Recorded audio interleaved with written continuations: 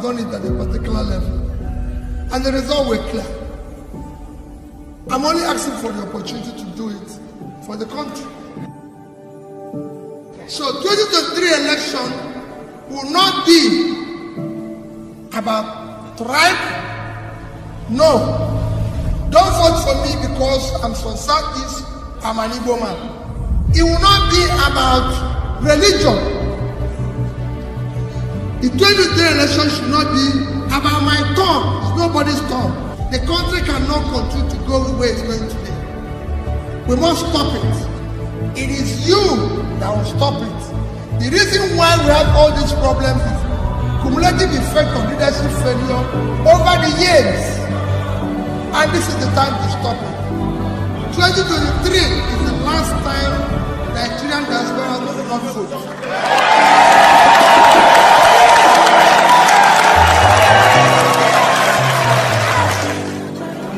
You cannot exclude your best brain from voting. It's impossible. If Angola can do it, Ghana can do it, South Africa can do it, Kenya can do it, Nigeria must do it.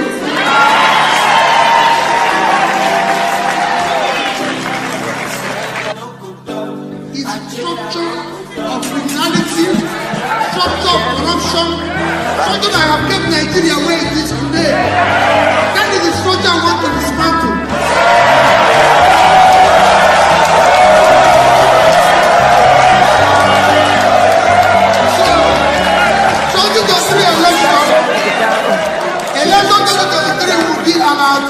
Character we can trust, competence, capacity, commitment to do the right thing.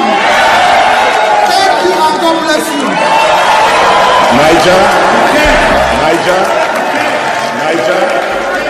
Niger. All right. My people, good morning, good afternoon, good evening to every one of you. How on a day today? Yes. I know some people they don't already ask us and say, why when I late come today? Don't worry, we'll tell you now I be. Wait it happen. Good morning, good afternoon, good evening to every one of you, depend on your own region. See, talk, that's say they do.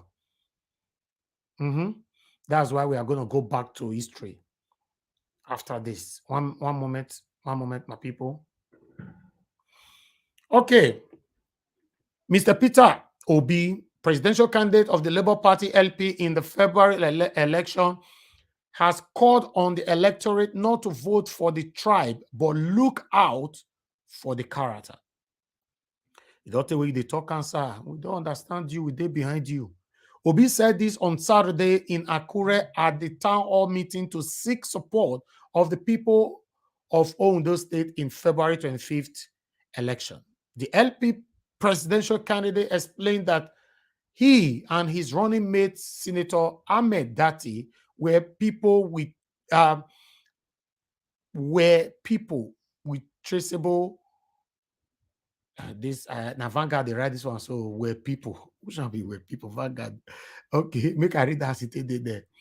Were people with traceable background, saying if elected as president, Nigerians would be proud of their country and secured. Obi, who said that he was stingy but not corrupt, added that was why he could save for the people of Anambra State as a governor. They said that I am staging. Obi is talking right now. I'm quoting him. We want staging people now so that we can keep the money. We want to make sure we use your money to transform the country. Don't vote for tribe. If they say it is their turn, tell them it is your turn to take back the country. We are ready to save the country. This election is about character. You know our background. The school we went, we don't know their age. This writer, you are not, I don't know what to say. We don't know to their age. So it'll not be my principal talk like that. Now the writer like that. Anyway, let's move on. Obi explained that the country was not secured and people living in suffering and hunger. adding that he would recruit more policemen and military and ensure them so that they could lay their lives for the country. Obi promised to support small businesses, saying that no Nigerian would leave his or our community because of insecurity. We guarantee you that insecurity will stop. Baba will go you to your word, though. How this your word? Guarantee, guarantee, guarantee. Word of guarantee, a strong word. I trust you, my principal, I trust you. I too believe on you. That make me want to go back to history. So we want to change Nigeria for better. We want to move Nigeria from consumption to production. We don't want people to run out of Nigeria again. We want to restructure Nigeria for development. We want to build a better Nigeria. So go out and support us. We want to fight corruption. We will make sure that we have electricity. The whole south of Ondo State has not seen electricity for several years. How can there be development? Pick your PVC and vote for Labour Party and make sure that they count the votes. I'm the only governor that left money, Obi said. And so now we end that one. Thank you very much, my people. I appreciate you all. That is all the article we have today. So I would like us to quickly move on right now. Thank you. Yes, I can see more people already joining us right there. If you are joining us, please help us to share and like this broadcast. Let's listen to our principal in the past. Let's listen to this before we go back to Jonathan quickly. You've served your state at the highest level. I don't think you can do much more than what you've done in the last 8 years. Period. And I guess your vision now is national and possibly global. No, even local government. I want my local government to work. But you will not want to become I don't. Make I talk that one again. You've served your state as a governor. Probably you are aiming for, presidency or like they talk on national. Peter Obi responded back. This one 11 years ago. This video I go carry console 11 years ago. Peter Obi responded back. No, even local government. Best way you finish governor, finish as a governor in a state. He's saying that even local government, if he still go take that position, he don't mind. 11 years ago. 11 years ago. Make una show me what Tinubu talk 11 years ago, apart from promises that he promised with all his satanic people that have been ruling this country and they have not fulfilled any of the promises. These are the kind of people satanic and Osayen there they support. These are the kind of people they promise they will never keep to their promise. But this is our principle. Since Tele 11 years ago, this video. Make una listen to what our principal want to talk here. And possibly global. No, even local government. I want my local government to work. But you will not want to become I don't want to become chairman. No. You don't want to be. You must not be chairman or be this to be part. But I want the local government chairman to know, hey, wait a minute. What we want is to give people hope. Don't come and tell us you're doing this when you're not doing it. If you know what you're doing, say it. And always. Don't come and tell us you are doing this when you are not doing it. So this man, though they talk, the way they talk now, leftists, the way our principal they talk now, so they talk like this, tele, me no know. Jesus. My brother, Leopard not the change his spot. Wait till you be the who you be. You not get as you want it. It's not who he be. He has been like this. This is who he is. He has been so simple. Years ago. He has been talking truth to power. This is him. This is him. That's why I say go and verify. 11 years ago, go and verify. Yes. Let's listen. To be part. But I want the local government chairman to know, hey, wait a minute. What we want is to give people hope. Don't come and tell us you're doing this when you're not doing it. If you know what you're doing, say it. And always be ready to learn. People say to me, oh, what is your successor going to do? He has a lot of job to do. We've just laid the foundation. And even in laying the foundation of any building, you can maybe an area the foundation is not good because there might be crack from there. You do it properly, like I said. And remember that most of the things I did, I had to do it, dragging the people, yelling and crying, even with the times without the rules. Because you know what they said when I was impeached. People said to me, "Oh, you were impeached. What happened with your impeachment?" I said, "I did nothing." And people didn't believe me. They said, "I did nothing. The only problem I did is that I was a driver who had a bus load of people who had since passed their destination, and I was trying to take them a good destination. So when they couldn't stop me, they pushed me out to go back to where they used to be. So I had to drag them from there, yelling and crying, to the destination where I brought them now." So what's your vision for Nigeria? Because this is something that I find quite interesting. Once you've served as a governor, some people will then look at, go to the Senate and cool off for another 4-8 years. No, I'm not going to the What's your Senate. vision for Nigeria? I'm not going to the Senate. I'm not going to anywhere. And those who are going, they have their reasons to want to go to the Senate. My purpose is that I'm not going to the Senate, and neither am I going to House of Rep. But yes, I want, if I have the opportunity, if I'm asked to serve Nigeria at any level in order to get things to work, I will do that. 11 years ago, when I hear that last statement, 11 years ago, tele. That is my principle right there. Listen to that part again, in case when I miss him. Listen. To the Senate and cool off for another 4-8 years. No, I'm not going to the Senate. Vision for Nigeria? I'm not going to the Senate. I'm not going to anywhere. And those who are going, they have their reasons to want to go to the Senate. My purpose is that I'm not going to the Senate, and neither am I going to House of Rep. But yes, I want, if I have the opportunity, if I'm asked to serve Nigeria at any level in order to get things to work, I will do that. It is, I keep saying that by the society my children will live in.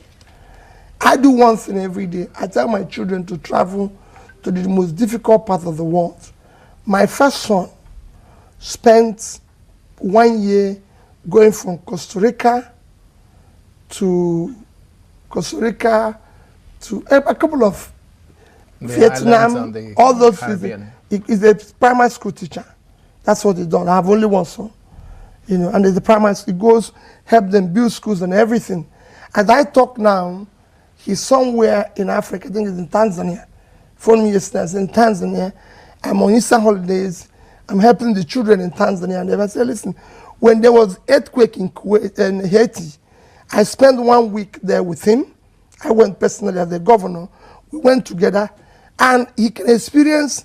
For us, we stayed in a place where we had to queue to use the toilet, to use the bathroom. Okay, we are going to come back to this video. You know, we are going to talk about so many things today. You know, you presented somebody, Peter Obi. Some people are still a bit skeptical, like I've always said.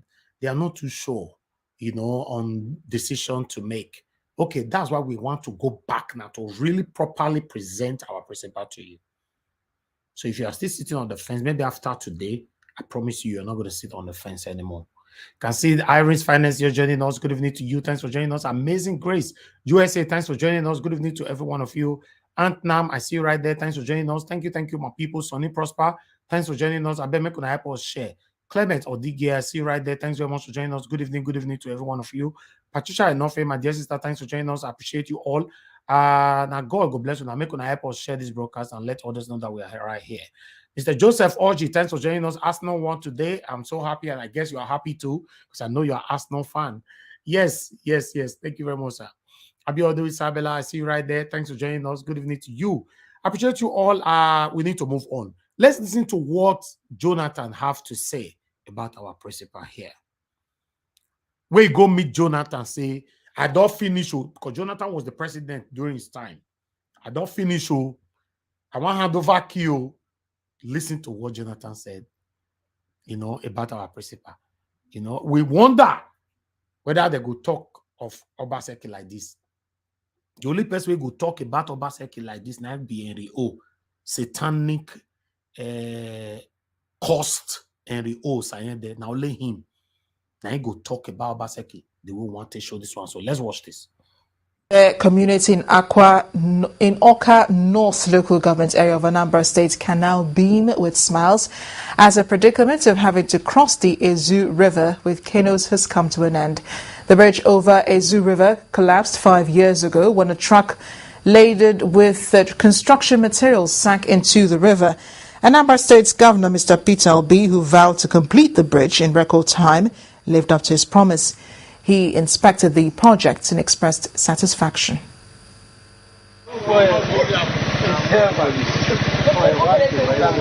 This has been the lot of Ebenebe people before the completion of the bridge over Izu River by the Anambra State Governor, Mr. Peter Obi. Movement of people and goods across the river depended on the unenviable use of canoes. People's anxiety grew with the endless construction of the initial contractor until the governor revoked the contract. During the inspection of the bridge, the elated state helmsman expressed satisfaction. Last time we came here, the vehicles don't move across. Now all types of vehicles move across. In fact, you don't need to be told because you no longer see the boats and the traffic through the water, so you can see it yourself. That particular movement have disappeared. The project, according to Governor Obi, was critical owing to the economic value to the communities. He vowed not to relent until a thoroughfare is achieved in the neighboring communities. I am very happy seeing the completion of this bridge, and I'm thanking the governor and the commissioner of works, Eket Ilozumba. So they have simply done our wish, and we continue to pray them to continue the work because it hasn't finished. The governor assured the people of further developmental projects in order to bring full dividends of democracy to them. The Benebe Bridge, even from when it saw from an observer, who said they never thought we would complete this. I know what it took us. People think, oh, this is absolutely impossible to do. We've completed the bridge. It's no longer history. Look at the water now, you can see. There's no canoe here, passing people and everything. As we saw the last time we came here. Ebenebe and its neighboring towns are agro-based communities, and with the completion of the bridge, the residents' means of transporting their farm produce to various sales outlets has been made a lot easier. A hope for the construction of a second Niger bridge has brightened as the federal government is set to perform the groundbreaking for the project on March the 10th. This promise was made by President Goodluck Jonathan while receiving a delegation of Anambra State indigents who paid him a courtesy visit. Led by the outgoing Governor Peter Obi, whose tenure expires on the 17th of this month, the delegation thanked the President for his support for Governor Obi and urged him to extend the same support to the incoming Governor, Mr. Willie Obiano. So we are the people who owe you the appreciation. You can listen to wetin Goodluck Jonathan want talk 11 years ago. If now he talk and they'll say, no, why must Jonathan endorse Peter Obi, blah, blah, blah. 11 years ago, with no ambition of going for presidency at all. 11 years ago. Let's listen to what Jonathan said about him. And I want to now, make una come show me what they talk about Tinubu 11 years ago. What they talk about Atiku 11 years ago. I know so na day here, Henry O. Henry O. Osayen there. He's watching right now. Come show us what your principal. In fact, we are Baseki did 11 years ago. Show us. We want to know. Before you continue with the video, make I just quickly make small comment for this very video where they play. So, this 11 years ago, where you they talk to, if they listen, they go here say Peter Obi actually initiated the second Niger bridge. Jonathan go talk for here. Peter Obi na initiate the second Niger bridge. Go na they hear say very complete. So that Peter Obi initiator for this video. For now they forget, I still remember this video. And Willie Obi will see confirm certain things. Listen. Make we listen. Yes. You know. Incoming Governor, Mr. Willie Obiano. So we are the people who owe you the appreciation. A number of politicians feel that the best thing to do is to be abusing Mr. President or abusing the federal government and so on. Yes. Like Henry O, saying there's satanic Henry O, cursed Henry O, believe that he can come to Nigeria Watch Media and insult us. and he cannot create his own media to see how he's touching lives positively. That is what Goodluck Jonathan is saying now. I said it, that God will continue to unmask anybody that is following us on Naija Wash. Every one of you will be unmasked. You will continue to get public disgrace, like Henry O were disgraced yesterday. Let's listen to what President ex-president have to say here. Thing to do is Mr. Willie Obiano. so we are the people who owe you the appreciation. A number of politicians feel that the best thing to do is to be abusing Mr. President or abusing the federal government and so on. That is, you are elected to develop your state. I think the best thing is to have a good relationship with the center. So we are the people who owe you the appreciation. Peter Obi worked very hard as a governor, very friendly to the government. He is a member of our economic management team as an honorary advisor to the president on finance and commercial areas. And he worked very hard, attended all the meetings, made very meaningful contributions. And in fact, I remember that even the day we announced that he may be leaving, in fact, the suggestion is that, look, we should still keep him, even if he's no longer the governor of Anambra State. We have agreed to come on Monday, though Monday is the day. Monday. I'm not sure so now see the smile we did my principal face 11 years ago for Dell. Where president they talk about that smile, make I pause and make una see that smile. Una must see that smile, it's very important. And in fact, I remember that even the day we announced that he may be leaving, in fact, the suggestion is that, look, we should still keep him, even if he's no. Before we go to the smile, when they talk, say Peter Obi one command, president they talk, say, is it possible to still keep him? God. 11 years ago, my people, Peter Obi have ended his tenure, 8 years in office. President is saying, now 8 years not complete. Is it possible for we to keep you there? Is it possible? This is one of the things I'm talking about. What is your footprint? What are you leaving behind now that people will use to remember you tomorrow? What is that? What are you leaving behind? What is your footprint? What do you want to be remembered for? We are speaking about Peter Obi today, everywhere. Peter Obi, Nigerians, Peter Obi is because of his past records. Any Tinubu fans or Atiku fans, make una come tell us what una principal do, apart from empowering individuals. He planted them in different states, in different positions because of this day. That's why I say Tinubu have built people. Which people? Now people they're saying you may go build or build Nigeria, build your states. These are the kind of people Henry O, satanic Henry O, who saying their support.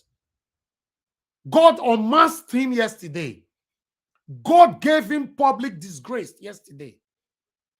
This is one of the people that have been following us for years. But he never knew that yesterday God will push him for him to disgrace himself. Let's listen to what they are saying about our principal, my people. And he worked very hard, attended all the meetings, made very meaningful contributions. And in fact, I remember that even the day we announced that he may be leaving, in fact, the suggestion is that, look, we should still keep him, even if he's no longer the governor of Anambra State. We have agreed to come on Monday, though Monday is the day, Monday 10th, that's Monday 10th of this month, a few days to quickly do the groundbreaking. At least about 11 a.m. Monday morning, before we rush back to Abuja to inaugurate the national conference delegates. And I believe that after that inauguration, work will continue, if work is not already. Okay, sorry, let me quickly respond to Irene's finance. It's a quick one. You're asking what happened to Eri. Oh, yes, we're talking about the continuous demolition that is going on in Edo State. A lot, allegedly, some of them have committed suicide and all that. Those that lost their buildings, especially those that live abroad. the concern right now is that how come Governor Obaseki have not arrested those that sold the land to them? Yes, demolishing buildings, you have to balance it. Those that build on government land, you demolish their house. Who sold the land to them? Supposed to be arrested. And Henry O came here and started insulting us. He proved yesterday that he's part of the satanic people that is causing Edo people excruciating pains. Let's move on. Thank you. 11 a.m. Monday morning, before we rush back to Abuja to inaugurate the national conference delegates. And I believe that after that inauguration, work will continue, if work is not already taking place there. The Minister of Works have briefed me that already they have done a lot of mobilization. So we are coming to do a real groundbreaking ceremony.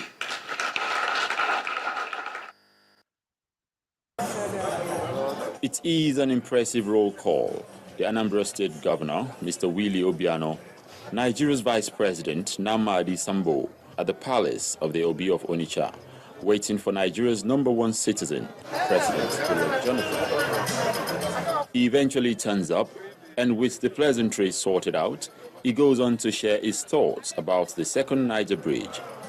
As far as the president is concerned, the rumors making the rounds are not true. We decided to inspect the second Niger bridge before coming because I was hearing stories that no work was going on. I said, no, before I go to visit the Obi, I must go and see myself. I don't want to be told. And Your Majesty, I'm quite impressed with the level of work that's going on. Of course, you know that the total value of that project is 130 billion naira. And it's been done through PPP. Okay, we are going to stop it right there. With all here waiting, good luck, Jonathan, talk about our principal, Mr. Peter Obi, in the past. Yes, I would like make una hear with your Obasanjo talk a couple of days ago, you know, concerning the video that we played here. Remember, we played the video here on a pastor who actually said that if you are supporting a principal today, pray that your child or something to be like the same principal that you're supporting. I don't know how. We played that video the other day, but let's listen to what Obasanjo have to say here. Recently, a pastor was preaching. I think he was not really preaching, he was talking. And he said to his congregation, I know most of you must have made up your mind who you will vote for. And he said, look, those of you who have made up your mind who you will vote for, I don't want to know who you will vote for, but put up your hands.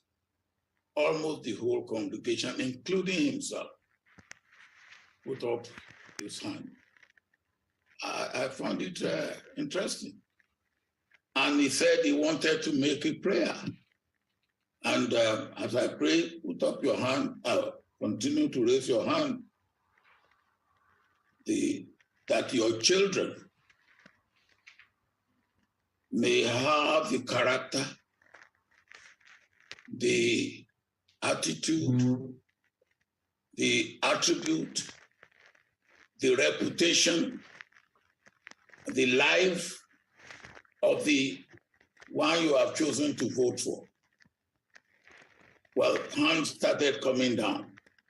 and I said to myself, so here are people who are ready to vote for somebody they don't want their children to be like. Now, what do you say of such people? Wicked to extreme, as far as I'm concerned, unpatriotic. Thank you very much, sir. I saw that video too, and it was very, very, very inspiring, very, very challenging, and it brought the point home. I will go back.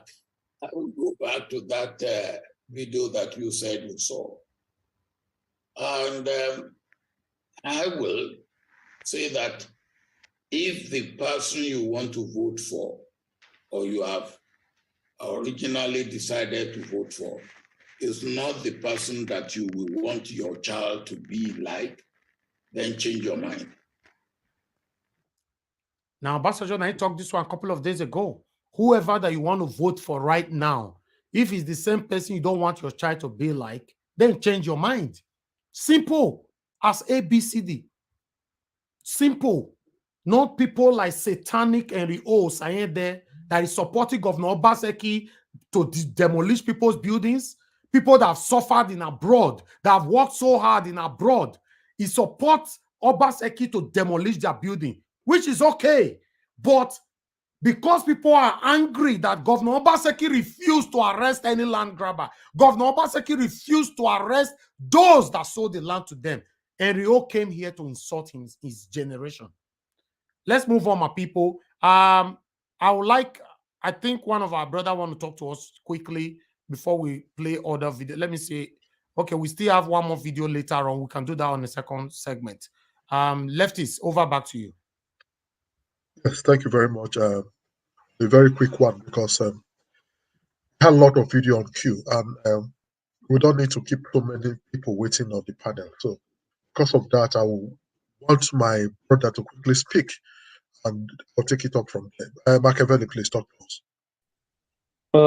Thank you. Good evening to everyone. Good evening to those. Thank you for having me. Just quickly, this one.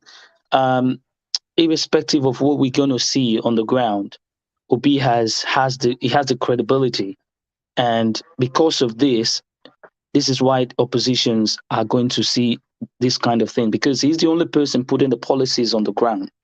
The policy Obi has always been straightforward to the Nigerian, and it had sunk into many Nigerians, and that is why these oppositions don't want him to thrive.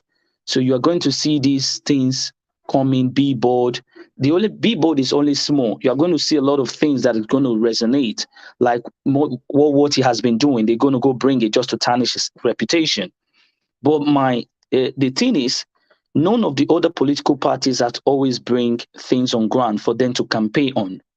Policy-wise, they have not tried anything. When Tinubu went to Chatham House the other day, he couldn't they asked him a question and he was giving it to his own cronies to answer the questions. These are people who want to represent Nigeria. And a lot of the international communities are concerned about the welfare of Nigerians, how they're going to move, because Nigeria in the space of Africa, we are seen as kind of like giant, because if Nigerian falls, there's going to be a problem in the West African region. So a lot of things that Obi is bringing that I'm so happy with. Tomorrow is going to be in Chatham House, and I'm looking forward to see what his policies is going to give to the international communities.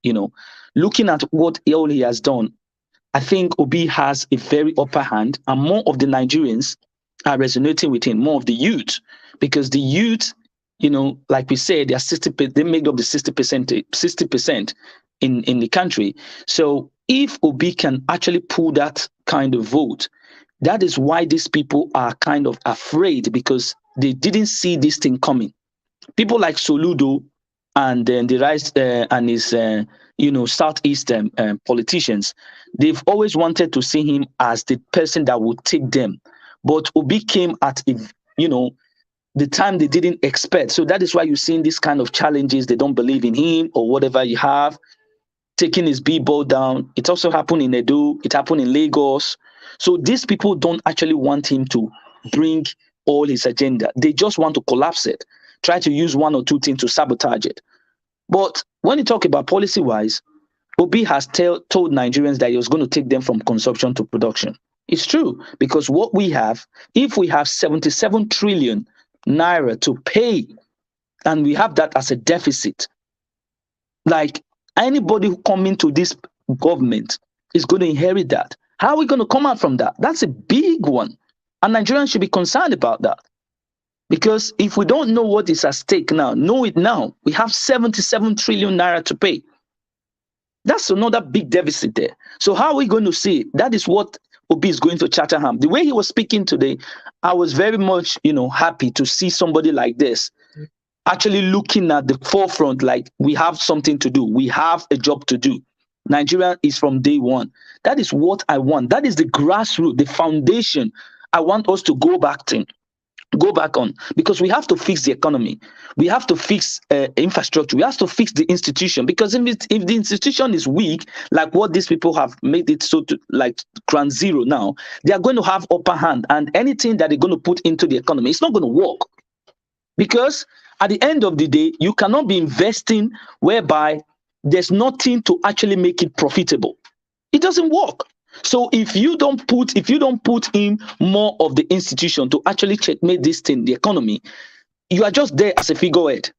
So this is one thing that Nigerians, we shouldn't be looking at all the other angles. We need to talk about what is actually the problem, because all these oligarchs, they've already siphoned the money. And the money, anytime they go and borrow, they don't tell us what are the terms and conditions that are part of these things. And what if at tomorrow China comes in and said the money will not borrow, will not pay, I have to take over your airport, or I have to take over this thing? We don't know, because you go to different countries to bring money, and the economy is not thriving. There's insecurity everywhere. You are not attracting tourism or investors to kind of invest into your country. So these are the areas I want a lot of the politicians to engage in, because otherwise we are in a deep shit. Sorry to use that word. I don't really use insultive, but we are in a bad mess, because 77 trillion that has been hovering around us is not small money. That is not a small debt.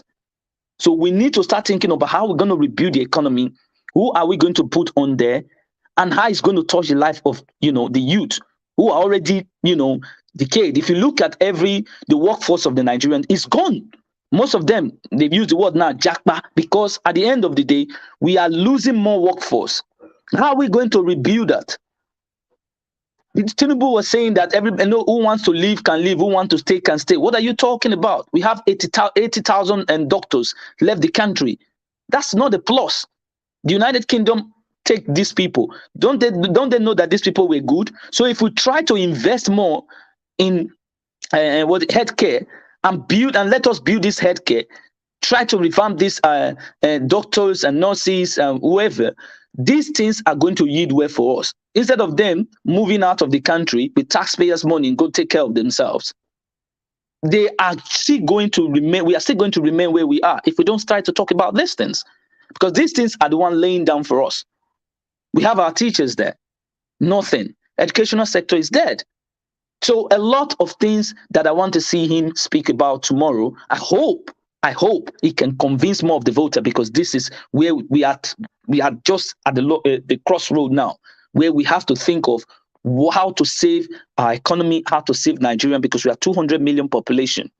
We don't pray for such thing like war to come. Where are we going to keep this thing? Ghana is too small. Benin Republic is too small. Cameroon is too small. Where are we going to go? So I think looking at what Obi has proven, these people are not happy because of the policy he's putting on ground.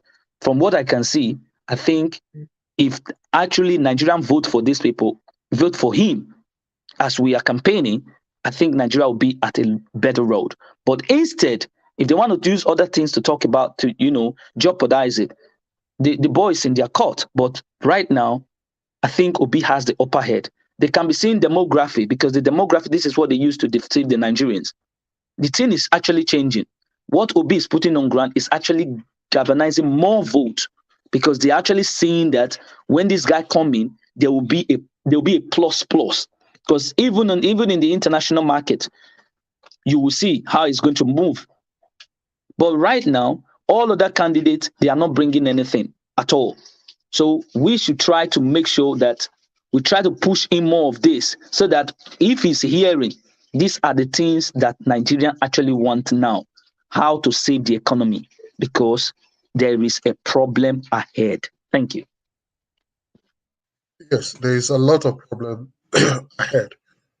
And that's why we are urging everybody also see it from the angle which many of us are seeing it from. And that's why we are begging people to go get your PVC and make sure come February, just next month, let them vote the Labour Party. And a lot of voters' education has been going on as well in churches and everywhere.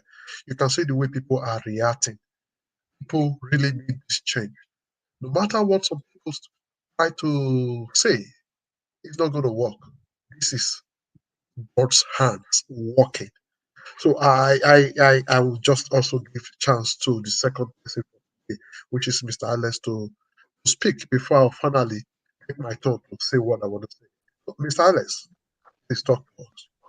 Thank you, Mr. Leftis. Thank you, Mr. Najawash and your technical team. Thank you, my brother. I greet those on the comment section, viewers worldwide. And I want to thank you especially, Najawash and your team. Anybody who thinks it's easy to do what you're doing, to receive the kind of stones you are receiving, let he or she go and try. It's not easy. So we live in a world or in a continent where people don't appreciate or encourage people. We live in a world where people you are fighting for end up fighting you. So Najawash, don't give up. A lot of us appreciate you. We love you, and we will always stand by you. Come rain, come sun. So long you continue to maintain your part of justice, your part of equity, and your love for poor people. Najawash, you are like a brother from another mother to me. Thank you. Thank you. Thank you so much for giving us this your wonderful platform to express ourselves. A lot of us that have been ostracized by the system, you know, the strictly controlled mainstream media that will not allow the truth and justice. The same set of graduates that the federal government keep lying about, the Nigerian graduates are not employable.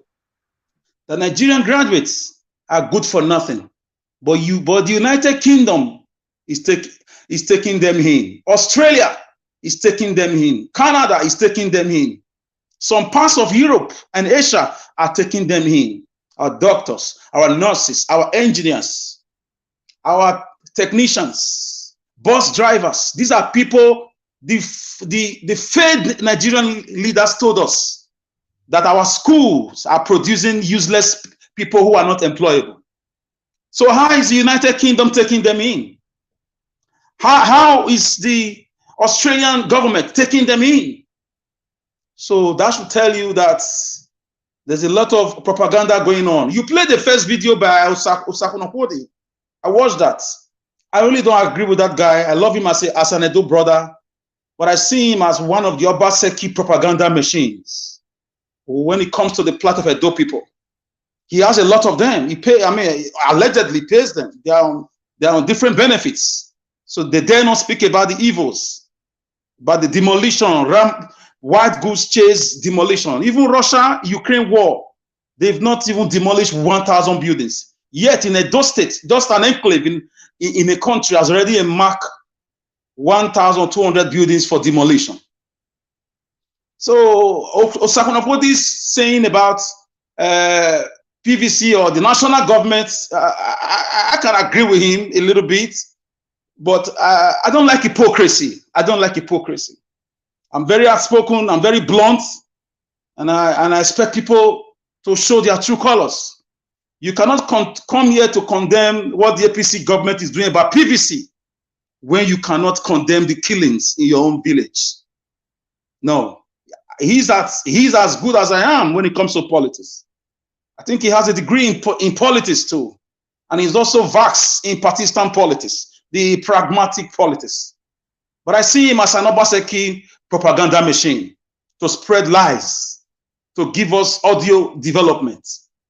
He did not come out to question the Obaseki government about the 13% derivation monies, 17 billion naira. You are telling me about PVC, that the federal government is corrupt. They want to impose leaders on us. So Najawash, there's nothing I can say about that so much. We must speak the truth. Whether people like it or not, we must speak the truth. People want to avoid the truth at the state level, but they want to speak the truth at the national level. That is pure hypocrisy. That is double standard, and I will not accept that. My house may not have been demolished. My sisters may not have been raped. My daughters may not have been raped. My mother may not have been killed. But it makes me uncomfortable to see my fellow citizens going through these things. And some people are quiet about a government that is complete. It's acting like an accomplice. It's silent. after taking oath of office to defend and protect people? What have you done to push back? So, and Nigeria Watch, I want to let you know, our youth are collecting their PVC in Edo State. Is it not a shame? Let me take it to this angle. Is it not a shame that a governor in a state, we are all hailing Obi today because of his good works, a governor in a state cannot win his own citizens totally into the party he represents? Yes, those citizens embrace Peter Obi. Do you know why? It's as a result of government failure in Edo State. Normally, Edo would have been for the state of the party of the present state government, because of the good works, they would have been doing. But because of the evil, the frustration, the wickedness, Edo State quickly, in fact, they were the first to embrace Peter Obi. Do you know why? Edo citizens were like drowning citizens. They were like a drowning man who just saw a rope. You will hang on to it because your life depends on it. Obi is our rope in Edo State. Yet we have an invisible governor who we do not see. He has never addressed any citizen's deaths. Somebody, apart from Showore's brother, who was killed along Benin Lagos Road. He only said that because Showore was coming for him. He knows the activism and the ruggedness and the doggedness and the biography of Mr. Showore. He quickly made a 2-minute video. So I don't know why some of us just pretend that all is well. And when it's time to address the plight of the poor people in the states, we kind of kowtow. We give way. Either we sneak out or we just keep quiet. And I will not be on the same platform or with the same person who cannot address what Edos are going through. Peter Obi today, everywhere you go, Obi, they are bringing out videos 11 years ago, 12 years ago. Everybody's talking about videos. Do you know why they are bringing out these videos? Because they have nothing against this man. They have nothing. So, President Jonathan, good luck. That video you show was not edited. It was not doctored. That is real. So what can we say about 7 years of Obaseki's government? What can we say? Half hours of assembly? Out of 24, we have 9. You cannot order emergency elections. We call it by elections. You are pretending not to know what to do, or you are displaying your illiteracy as a governor. No wonder you had certificate problems. I am going to sue UI if I have the opportunity in my life to produce how Obaseki went to UI. That university came out to defend him when his opponents were charging him for result forgery. UI is in trouble. They're going to have some cases to face from Edo-born citizens in the future. You know, most times justice may be delayed but can never be denied. A man who went to school will never do that. Never. You will leave a state of 4 million people and you will come and rule them with 9 hours of assembly. Local government is not working in those states, guys. Peter Obi today is being showered with praises, accolades across the nook and cranny of the nation, if not the universe. Peter Obi was born of a woman. When governors are scrambling to borrow money from different states, he didn't borrow. Allegedly, we are hearing about our governor has borrowed more than 24 billion naira on our neck, another 17 billion naira, and the federal government returned 10 billion naira, refund for Shomole's construction of federal roads. All this money are there. 220 billion last year's budget is not accounted for. 17 billion still missing. 30 billion still missing water storm projects. 17 billion allegedly still missing from 30% derivation. Just now, he has just collected another 320 billion as the budget for this year. Where are these money? If you are mentioning water storm project, you should be mentioning Oshomole. Yes, Oshomole is supposed to probe Oshomole. He was the economic team of Oshomole's government. You mention both of them together because people are. Yes, yeah. I'm human. I'm not a computer. I'm human. That is a verbagogical mistake. But Oshomole ought to be facing trials. But because he's Obaseki's previous boss, he's eluding. Obaseki is eluding. Is escaping from that. And who are suffering it? Edo people, the market women, the pensioners, the farmers, the Edo students. Nothing is wrong if Edo schooling in any part of the country is getting bursary, even if it's 10,000 per month in the school where they have. Nothing is wrong. We have oil in Yokoloma. We don't know who is in charge. Osiomo water plant, power plant. We don't know. He built it with Edo money and gave it to the federal government. That's the argument they gave to us. Modular refinery he built. We don't know who is doing crude activities there. And those are just sideline when it comes to finances. And now Peter Obi is being measured now with present-day government. We can't say so about Ahmed Bola Tinubu. We can't say so about our present governor in Edo State. I'm only talking about Edo State because I live in Edo State and I'm an Edo citizen. Like you said, Mr. Nijawash, anything you are doing in life, what will you be remembered for? What is your footprint? What is your blueprint according to Martin Luther King Jr.? You must have a blueprint. You must have you must leave your footprint in the sands of times. I cannot say anything here in Edo State equivalent to the monies rolling into this state in billions. I don't hate anybody. Lucky Benedia, Oshomole, Abaseki, they all belong to the same gang. A bunch of thieves, highway robbers. Thank God Peter Obi left $50 million in 2 accounts. 10 billion naira also for his own state.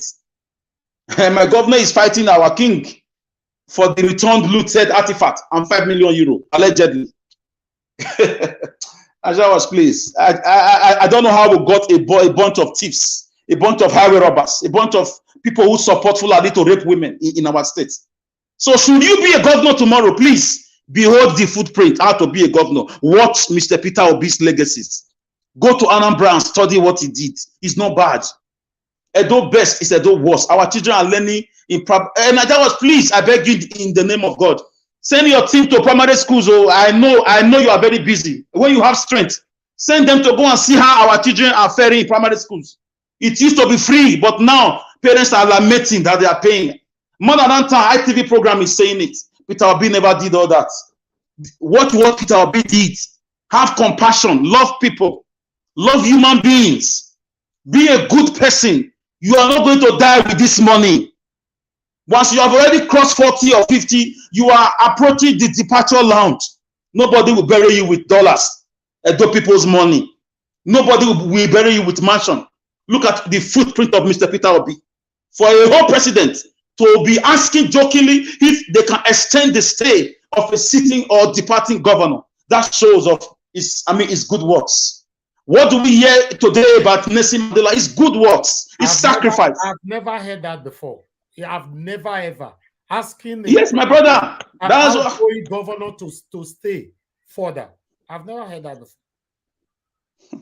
So I don't just know how we got a bunch of thieves in Edo State, starting from Lucky Gunedion, Oshomole, and President Obaseki.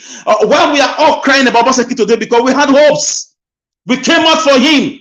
We loved him. In the first tenure, he was, I don't know, whether he was pretending. He was a nice guy. People were even rating him for presidency. So a snake can hide his color for a very long time. I didn't know in politics. Human beings can quickly turn on the switch of changes. Man, I don't know if they don't read books, if they are not, why they are not inspired. Nigeria was pleased. I want to say it to the whole world. Allegedly, Edo people are committing suicide. Obaseki should put a stop to the demolition of houses. 1,200 buildings have been marked for destruction. We are not in Russia and Ukraine war. I don't know what is going on. I beg you in the name of God, investigate it and let them tell the government to stop this madness. It's madness. It's a madness. Destruction, cacophony. It's a madness. It should concentrate on governance. It should give scholarship to citizens. It should invest on human beings, build roads, build bridges, flyovers. You should invest directly on our market women, give them soft loans, payable in 4 years with 2 or 3% interest, unlike the 20% microfinance is using to deal with them. Our people are lamenting under the scorching sun. The market structures are still dilapidated. You know, when it rains, Edo is not passable. You should deal with the water storm projects. He should either arrest Oshomole or he should continue the project, execute it, and stop making excuses. He should let us know how he's spending our money. He's not his father's house. Government house is not his father's house. Please, Edo people are lamenting. Our youth cannot, not one single factory. Nobody has been empowered to start a factory. So before I drop my Umbo logo marquee, before I draw the curtain, like I said before, it's not about Edo State, please. Let's focus on the topic. Yes, it's just intertwined. Yeah, it's intertwined. We can't say that about Tinubu too. It's about the PVCs. It's about Soludo doing what he's doing. Yes, they will come at him. Soludo is hungry to be a president. We are only comparing because Peter Obi was not a lecturer. He was not a trader. He was a governor. And we have a governor. Jonathan Goodluck was a governor too. He spoke about Peter Obi. And we have a governor in those states. It's like there's nothing happening. So I just want to round up by saying this. Can people look at where you have been a leader and bring out your profile? Will they be able to see anything good? And like I said before, Nigeria was some days ago. I want my dear brother, Mr. Machiavelli, a very great man. I really respect. I love his activism and I love the way he stands for the poor. You should please tell me why he always avoids talking about the evil going on in Edo State when it comes to Obasanjo's government. With all respect, I mean no insult. I respect him so much. I love him as my brother. He's very grandiloquent. He's very circumlocuous. He's very, he reads a lot. He's very intelligent. But I don't know why he kind of avoids the injustice in Edo State. Yet he's quick to condemn the way the federal government is ruling the country. Thank you very much. Thank you. Thank you very much, my brother. I appreciate you. All right. Lefties, back to you. Let's Mr. Alex, thank you very much for that very sharp one. But directing such question to Machiavelli, I think Machiavelli has the right to contribute whatever he thinks. So the debate is not about, or the discussion is not about Machiavelli. The discussion is about Peter Obi, and sometimes we talk about Edo State. And if some people are not talking about certain things, then it shouldn't be a problem. Okay, so let's not call for war when there's no problem. So, we just had. Okay, I wouldn't say nothing yet until it gets to everybody. Let's call up Mr. Ike. Mr. Ike, please talk. Before Mr. Ike, let's appreciate George Blueshed. Yes, thank you very much. We had super chats. Yes, we had two super chats before now. The first one was from Aquabata. Yes, I have to look for Aquabata. Too much. From Aquabata, I'm correct. Ene. Where is that? Before George. Yes, the first one was this. Aquabata Ene. Thank you very much for this super chat. You super chatted us while we were still very busy talking. So we never forget you, because we will never forget our people. Thank you. We'll so never much. forget these people. Thank you. God bless you. God bless you. Then we had this recent one from George. George Blueshell. Same thing goes to you. God bless you. Thank you very much for clicking on that button, super chat, for supporting us. God will continue to bless you. Having said that, we'll give the floor to Mr. Ike.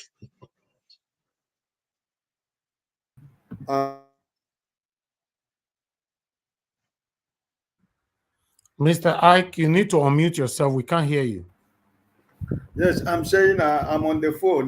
Nigeria Nation talking. Okay, we'll come back to you. Okay, Nigeria, yes, let somebody take my place. I will join you later. Okay, sir. All right, we'll go straight to.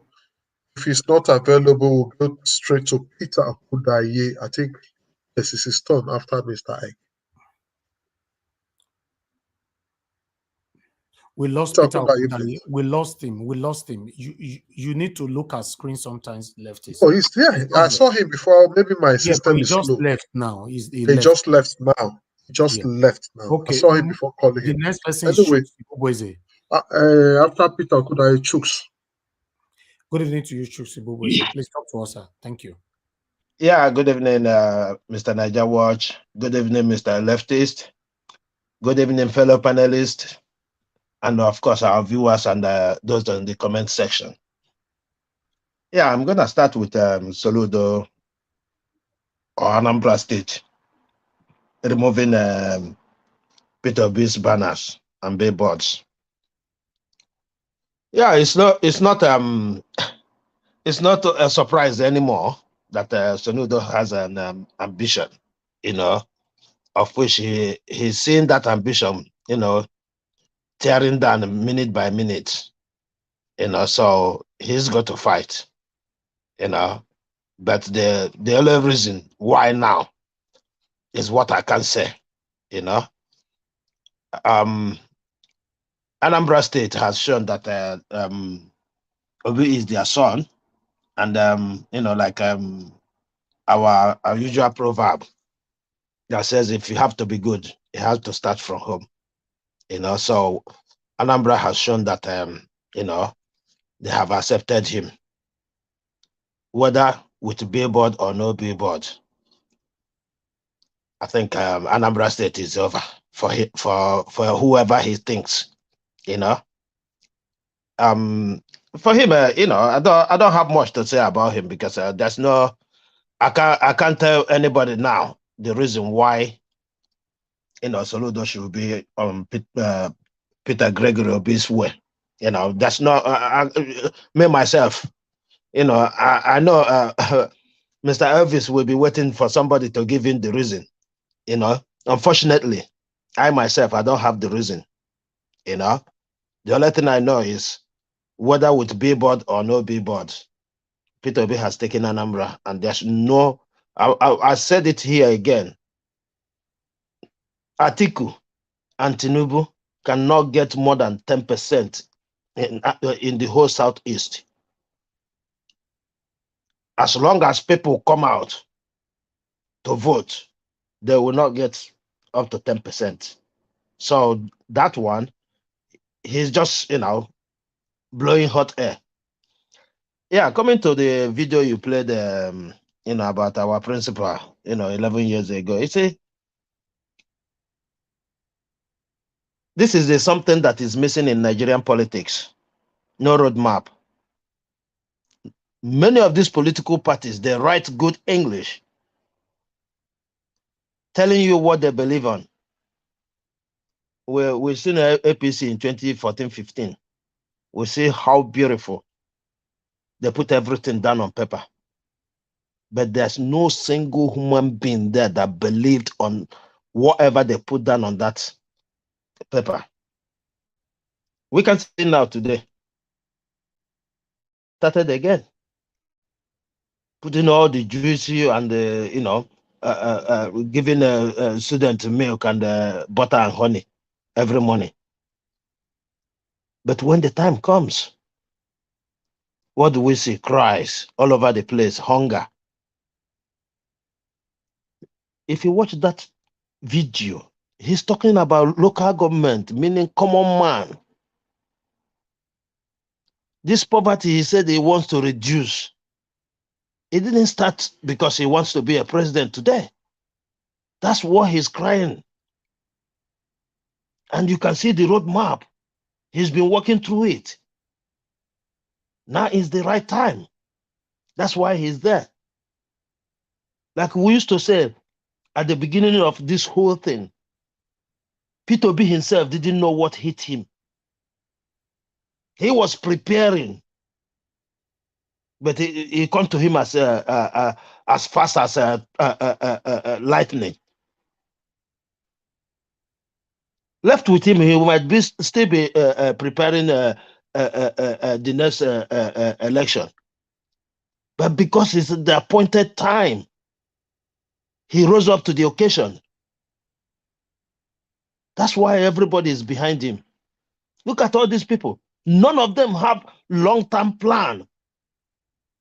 That's why people will come here to claim that we should give APC credit for infrastructure. Infrastructure without light? How can, if you build a modern train that uses light, how can you power it? Who is talking about this? What infrastructure? You build bridge because the old one is getting weak. You call that an infrastructure? I think sometimes we rather than us demanding quality, we are just being contented. That is why they can put street light and come and commission it. Spend more than the amount they use in putting that street light on commissioning. It is because we are not demanding. If we demand standard, you cannot come out and tell us that you are building roads or you're gonna build road. That's why you wanna be in government. That is absolute nonsense. The earlier we know this, the better for us. He has made it clear where he's going. And I'm sure he's already there. Just the PVCs. Let us go and get the PVCs. On that day, we will vote. Vote out all these people. Listen to the voices of reasoning. Look at what Obasanjo said. If you have made up your mind, and that question that pastor asked, and you put your hand down, go and change it. There is still time. Go and change it. There's nothing wrong in making mistake, but the ability to correct it immediately. Don't wait for tomorrow. Do it now. It is not by accident you are in that place, or you listen to that particular video, that pastor. When he asks us to say amen, are you looking at your screen? What are you doing? Type it. If you can't type it, do the action. Change that your mind. Let us go and get our PVCs and be ready to vote.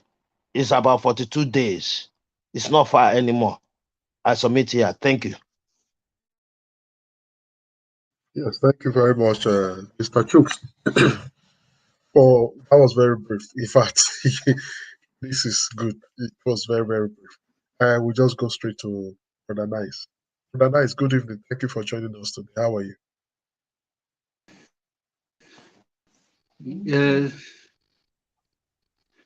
Hello, can you hear me? Yes, Brother Nice, we can hear you. Go ahead. Hello? Brother Nice, we can I'm hear fine, you. Mr. Lefty.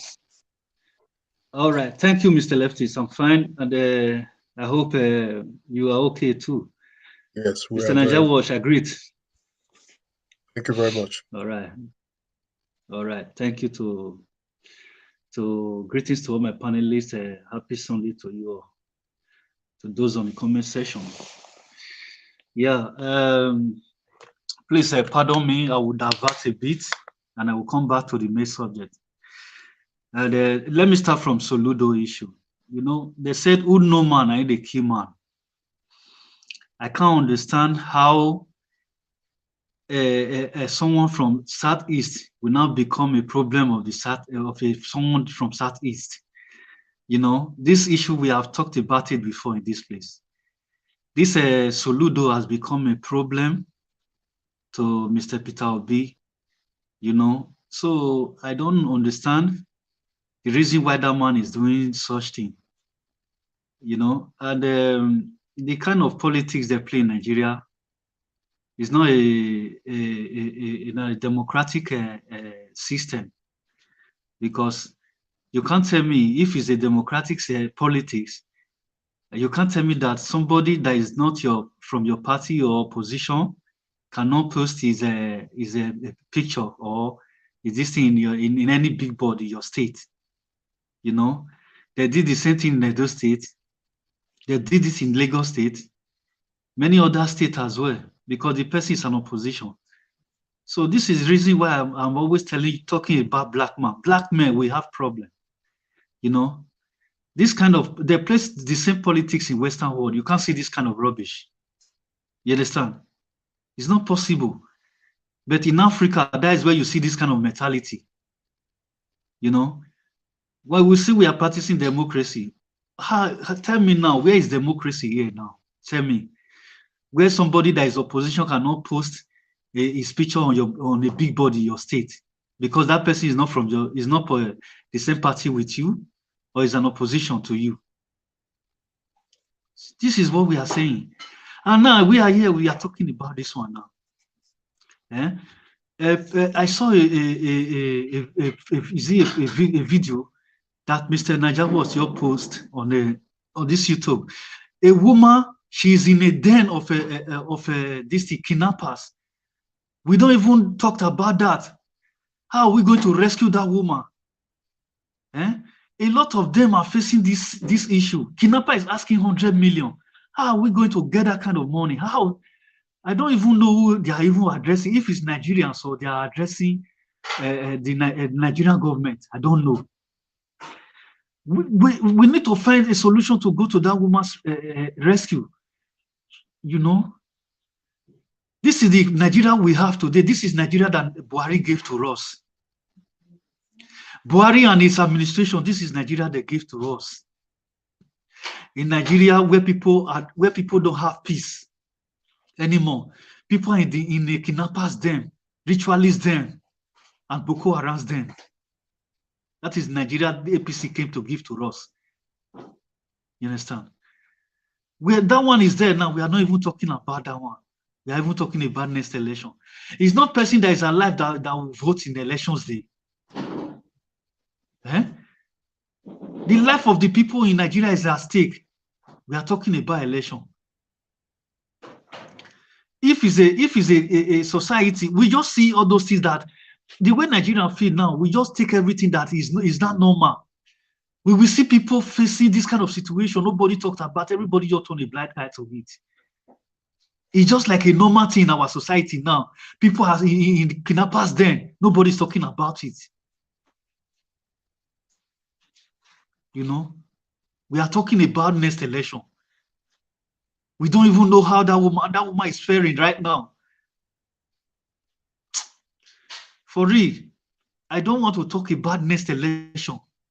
I just came to talk about that situation that I saw. I saw that since I saw that woman's situation, I'm worried. Thank you, Mr. Lefties. Thank you, Brother Nice. Brother Nice. If you don't talk about next election, that woman's situation may not be that woman, maybe you or me or somebody close to us. Because what is happening now, the insecurity that's happening now is word that can be traced to failure in leadership, failure of government protecting its people. The basic duty of government has been they failed. So that is why we must first of all treat the problem from the root. If you start looking at the problem and you are leaving the root, you are cutting it from the top, it will continue to germinate. Yes, we all failed for the woman. Everybody will fail for the woman. But the election is the key to stop further happenings of such for other people. If we have a good leader, these things will reduce, not stop drastically. The Western world, you and other people are today experience more worse than this before. But because they had a good leader that put the citizen first and do what is right today, a lot of things cannot happen. Again, lot cannot just happen without being without the people not being caught. It's not possible. So that's why we must talk of how to stop this, and the only way to stop this is by making sure we talk about this election and making sure the right candidate gets there. That's what I would say. That let's go to Charles. Mr. Charles, please talk.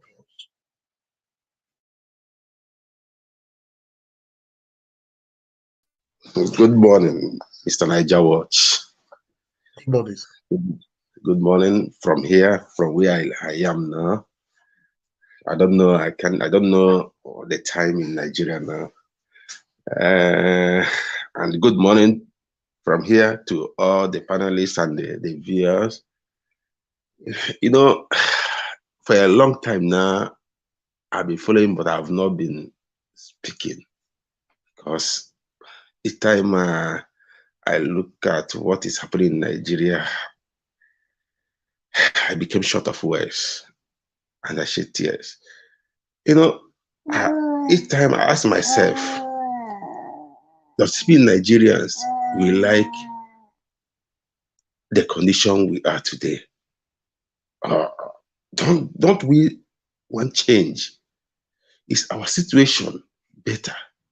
Because each time I look at people that are supporting all these candidates that have brought us to where we are, I shed tears. Concerning what Soludo is doing, I know all that he is doing today, one day, he will suffer it.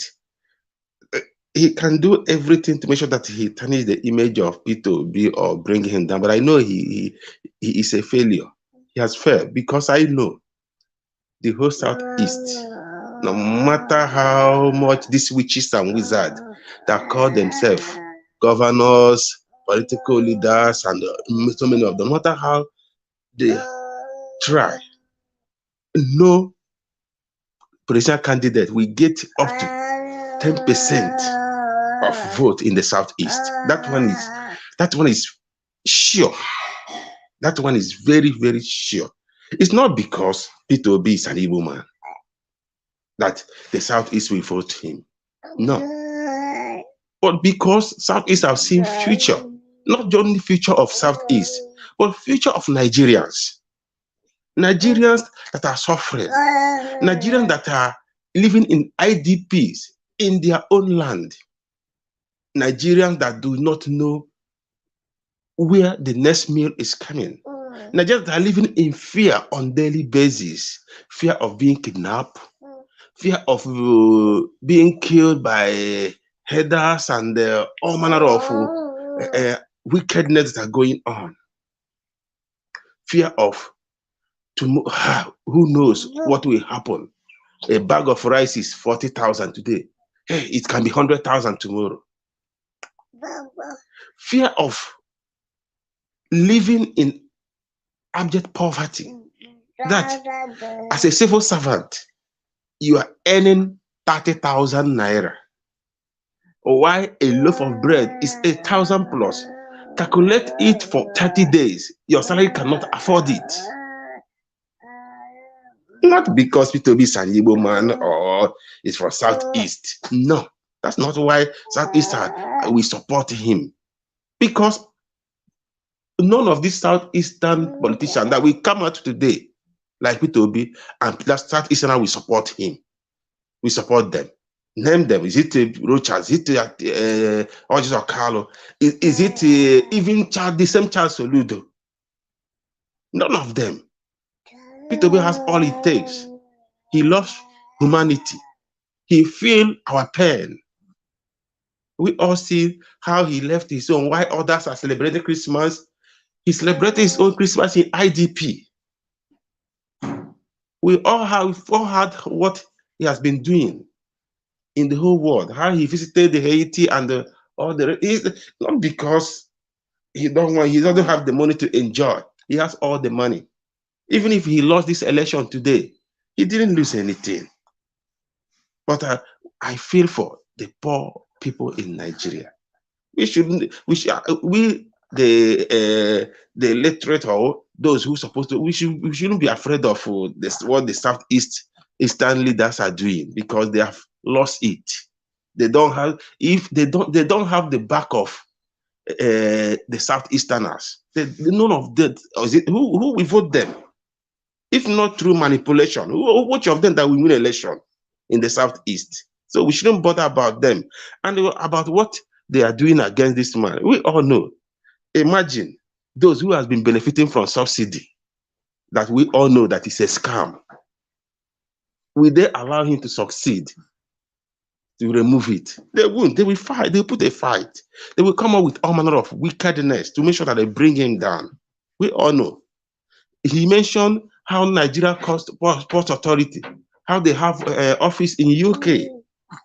How can a Nigerian Port Authority have an office in UK where they are spending our billions every day? Those who are in the offices, they eat our Nigerian money. They go there, they spend it without anyone questioning them. So when you hear Peter Obi revealing all these things to Nigerians, do you think they will be happy to see him coming to power? They will put a fight to make sure that use all manner of their wickedness, their tools to make sure that they bring him down. And who are they going to use to bring that? It is the same Southeastern leaders, because when these people come out to face him, they will think, or the people will say, oh, they are fighting him because he is this. But when the Southeastern leaders are the ones being used, people will say, oh, it is his people. So we shouldn't bother about all these things that they are doing. Even if Peter Obi, after 2023 election, he lost the election, I am happy that at least he has tried. I'll be happy that at least someone has put up a fight to this injustice, against this injustice that are going on in Nigeria today. So it is up to Nigerians to decide if they still love the injustice going on, or if they hate it, if they need a change, if they love what they are experiencing today. It's up to them. I've stopped crying for Nigerians. I've stopped feeling for them. It's up to them to sit down and do self-introspection. If what is going on today, they love it. I've told my people, I'll speak to those I know in Nigeria. I've tried to make sure that I did my best to make sure that they participate in this election, to make sure that there will be change. If the rest is in their hand. If they love it, if they love 20,000 naira they will get today, if they love one bag of rice, or even if they love even 1 million naira they will get today, if they will use it in place of 4 years, it's up to them. I've stopped crying. My duty is to keep on telling them.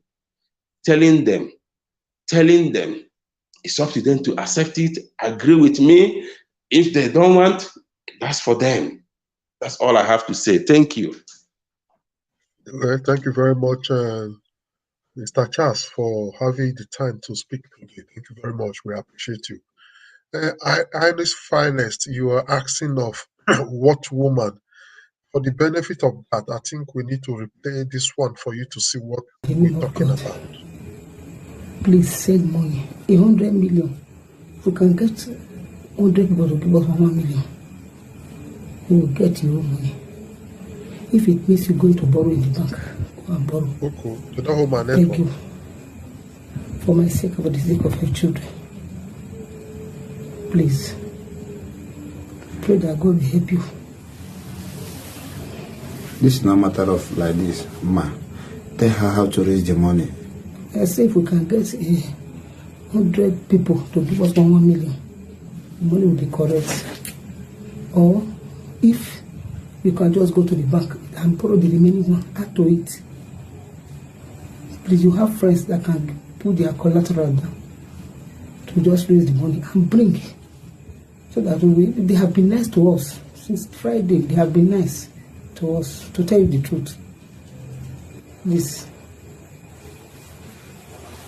And you have heard what your wife said.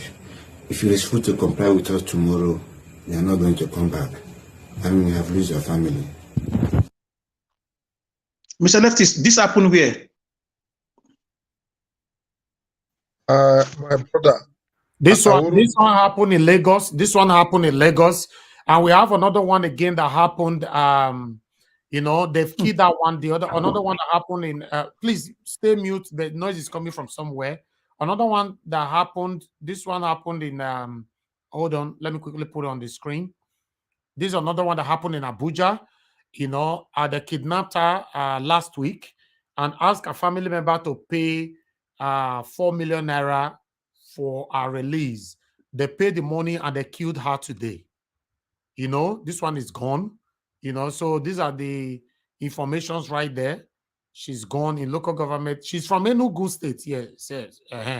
You know, this is the late Sabina Itodo from Ete community in Igboeze, not local government, Enugu State. She came to the village for her father's burial last December, which was done successfully, and on the 4th January 2023, on our way going back to Abuja with her husband and 2 children, they were all kidnapped along Itobe in Kogi State. The kidnappers demanded for a ransom of 4 million naira, which was paid 6 days after. But Mrs. Sabina had died in their den 2 days after the kidnap. So yes, she's gone. They have killed this one. And this one now that we just played is currently still with them because the video was released today. This one, the video was released today. They asked her to pay 100 million naira. Now, according to the way she's talking on this particular video, because the video were actually uploaded on Nigeria Watch, the way she's talking, it looks like she's not alone. Because if you listen to the kidnappers telling her husband that if you don't pay this money by tomorrow, you will not see them again. So for the kidnapper to use the word them, it means maybe she was kidnapped with her children or any siblings or whatever. But listen, guys, this is one of the things we talk about all the time. Whenever I'm talking about these things, I have headache. Whenever I'm talking about this, I feel goosebumps around my body. Whenever I'm talking about all these things, I feel pained. That's why you see I'm angered to see somebody come to this platform to try to justify any of these things. It makes me so mad. It makes me angry. Because if now your mama, your wife, now they cash like this, there's no way you will call into this show to justify the kidnapping. Only God knows this beautiful woman, she will come out alive. Only God knows. She's there right now. And as I speak right now, apart from we, the youth that is talking about it, I've not seen any government that have addressed this. Not the Lagos state government, not any state government, not the federal government. To be honest, in a way they justify, they support all these people. No matter don't tire me, to be honest. But now they watch, but not comment, because when I comment, you'll be blocked on earth and in heaven. Because you cannot be happy celebrating when people are passing through these pains.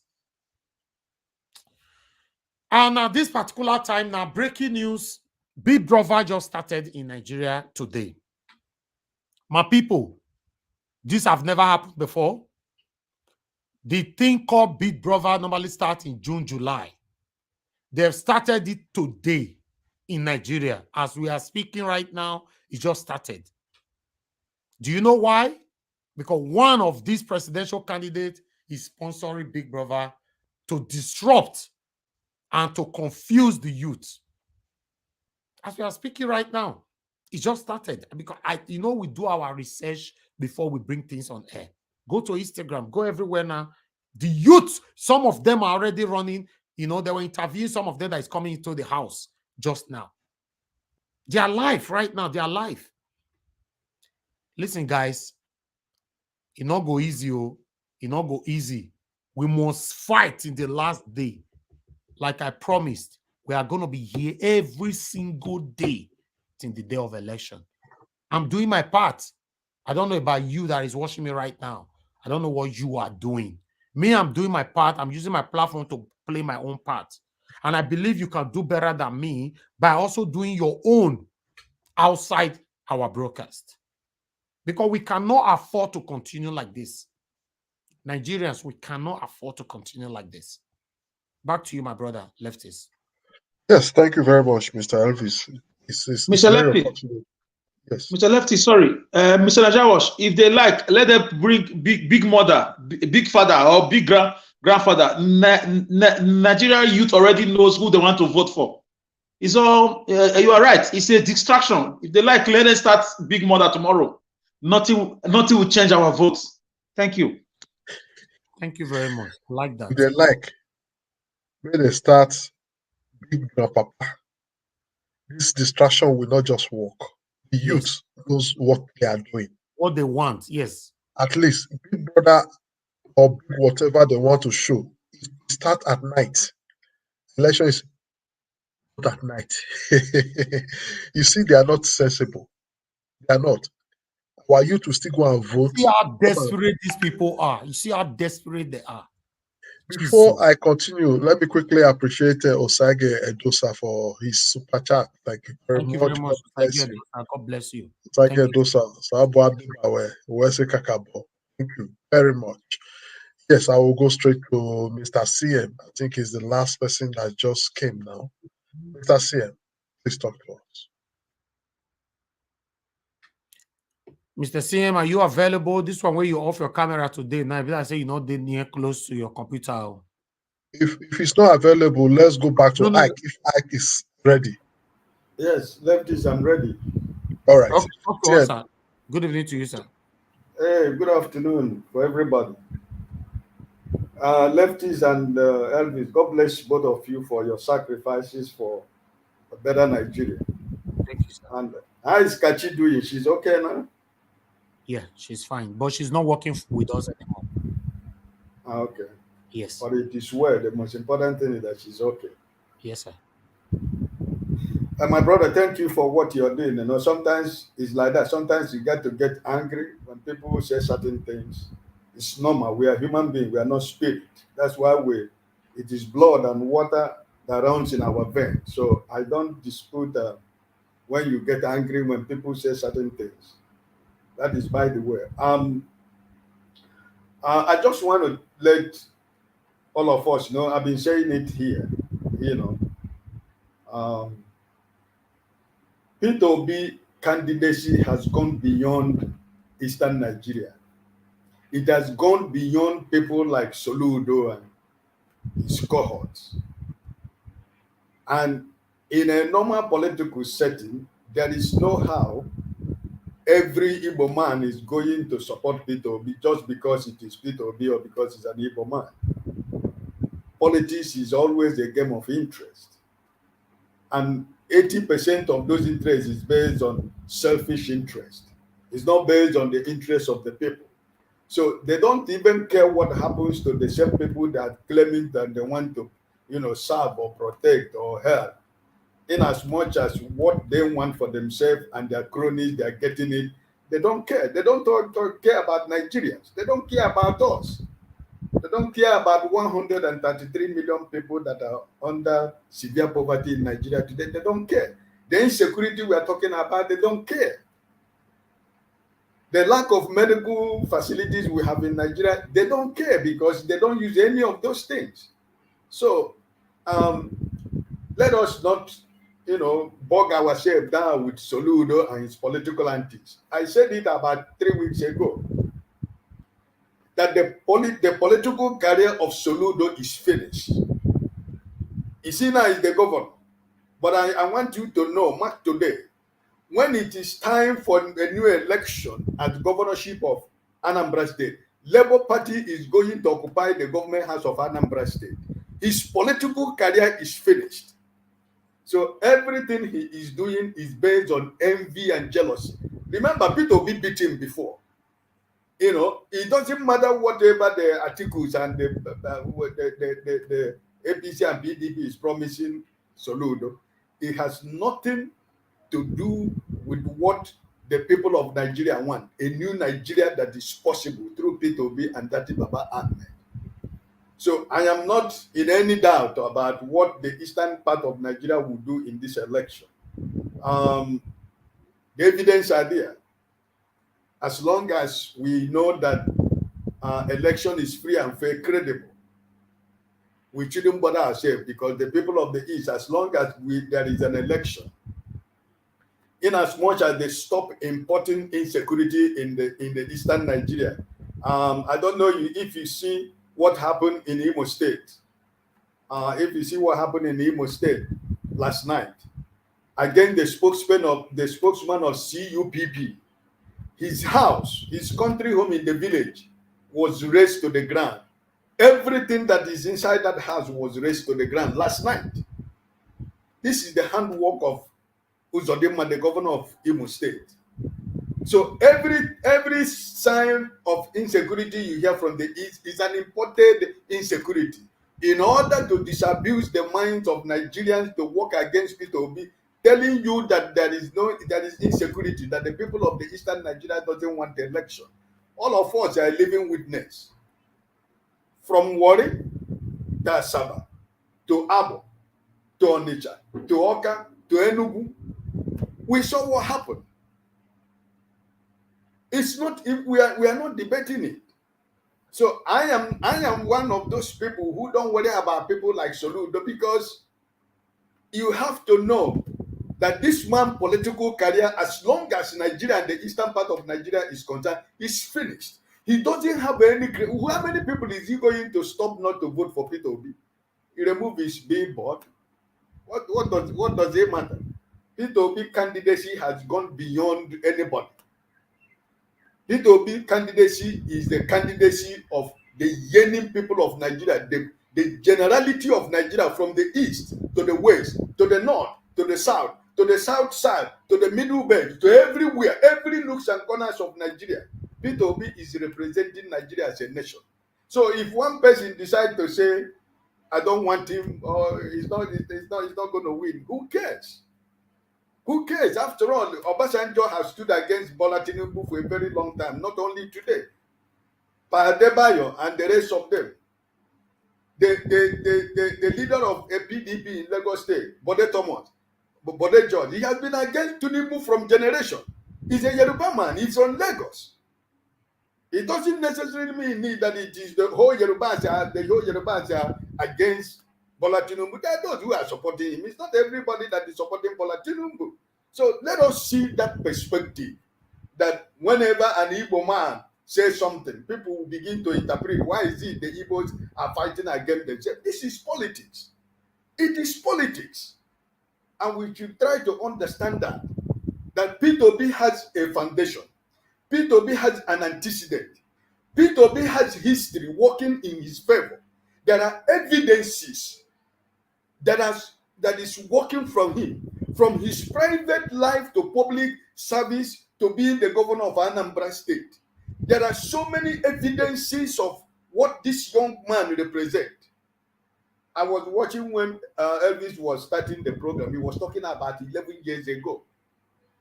This is to tell you that what this man is saying or doing is not just because now he wants to be president. This has been his antecedent from time immemorial. From his private person as Mr. Peter Obi to being a public servant and to being a chairman of board of directors of so many companies. This is what this man is. There is nothing to question about the credibility, the antecedent, and the reality of Mr. Peter Obi. So, I'm happy that this kind of videos are coming out. It doesn't matter how people want to distort the video. We know the facts. We know the truth. I'm happy that Mr. Lefty is remembered before Elvis continue about who initiated the second Niger bridge. It was Mr. Peter Obi. Remember the day that Jonathan went to lay the foundation. Remember that in present that Peter Obi countered the president. The people you are trying to build the Niger bridge are not here. You selected few people. This program is supposed to have done in an open place, in Onitsha market, where the people that are trying to build the bridge will be represented. Here you brought only politicians who are here for their own selfish interest, who doesn't even know how they come about of the second Niger bridge. So today, APC government is claiming credit of those who started the Niger bridge. Listen, we know the history, we know the truth. But our appeal is Nigerians, those who still believe that stomach infrastructure is what they want. Those common Nigerians that are crying the way I am crying, the way you are crying, the way all of us are doing everything humanly possible to see a better Nigeria. When it was my turn, I told you I'm having a call with Nigeria. That's the country we find ourselves. Because anytime you receive a call in Nigeria, your mind, everything about you that day is going to be disorganized because there is never any good news. That is the kind of a country that we have. Today, that is Sunday, that I am supposed to be happy after service, after having my lunch with my lovely family, and I want to relax with Nigeria Watch. A call come from Nigeria. That's always the case. And that is what anybody will see. Prefer to collect 10,000 naira, prefer to collect 50,000 naira, and suffer for another 4 or 8 years. I am not the person that is suffering. Because God knows that I will never suffer again in my life. Not even to suffer the way what Nigerians are suffering. But we want a Nigeria where our family, our friends, Nigerian in general, can be proud to say, I am a Nigerian. We want a country where I can fly to Nigeria anytime I want. I want a Nigeria where my kids can decide to fly to Nigeria without their dad or their mother trying to follow them. I want a Nigeria whereby I want to fly with my family. I don't need to get the Dutch embassy, the Royal Dutch Embassy involved, telling them that I am coming to Nigeria with my family. For them to provide protection for my kids. For them to know that my children are in Nigeria. This is not a country I want to live. I want a country where any day you decide you want to go to Nigeria, you just take your passport and you buy your ticket, you fly home. When the immigration officer at the airport, when the police, everybody at the airport will be working according to the rules and regulations of their works. Where Nigerians cannot be intimidated. Where you are afraid to come with money to spend in the economy of Nigeria. Because at the immigration office, they want to steal the whole money. In as much as you have a different passport. Even though you're Nigerian, you're coming with a different nationality passport. You are a victim of, you are a target. Where a Nigerian will be naked in public, all in search of drug, all in search of whatever, without any courtesy, without any respect. There are so many things that are preventing people to go back to Nigeria. It's not just the insecurity, but it is about the lawlessness of Nigeria, the lawlessness of law officers in Nigeria, from the police that is on the road, to the police that are in the immigration, to the people that work at the airport. Even a cleaner at the airport is a security man, is an agent that they plan to get money from people by force. This is the kind of country we want to change. This institution of criminality, this institution of lawlessness everywhere. This is what P2B and Dati Baba Ahmed represent. And someone is sitting collecting 50,000 naira, selling your PVC, selling the future of your children. I am begging Nigerians, enough is enough. That prayer of a pastor in the pulpit, I don't know whether it has been played in Niger Watch, because for a long time I don't know if it has been played here. You saw what happened in that church. How many people did you say amen? How many people did you see raise their hands? Because this is Nigeria. Let the man that you said you want to vote, may your children look like them. May your children take their character. Everything that concerns that man that you want to vote for, may your children represent that. I don't think this is the highest campaign message that I've had since the beginning of this campaign. This is the country we have found ourselves, Mr. Lefties.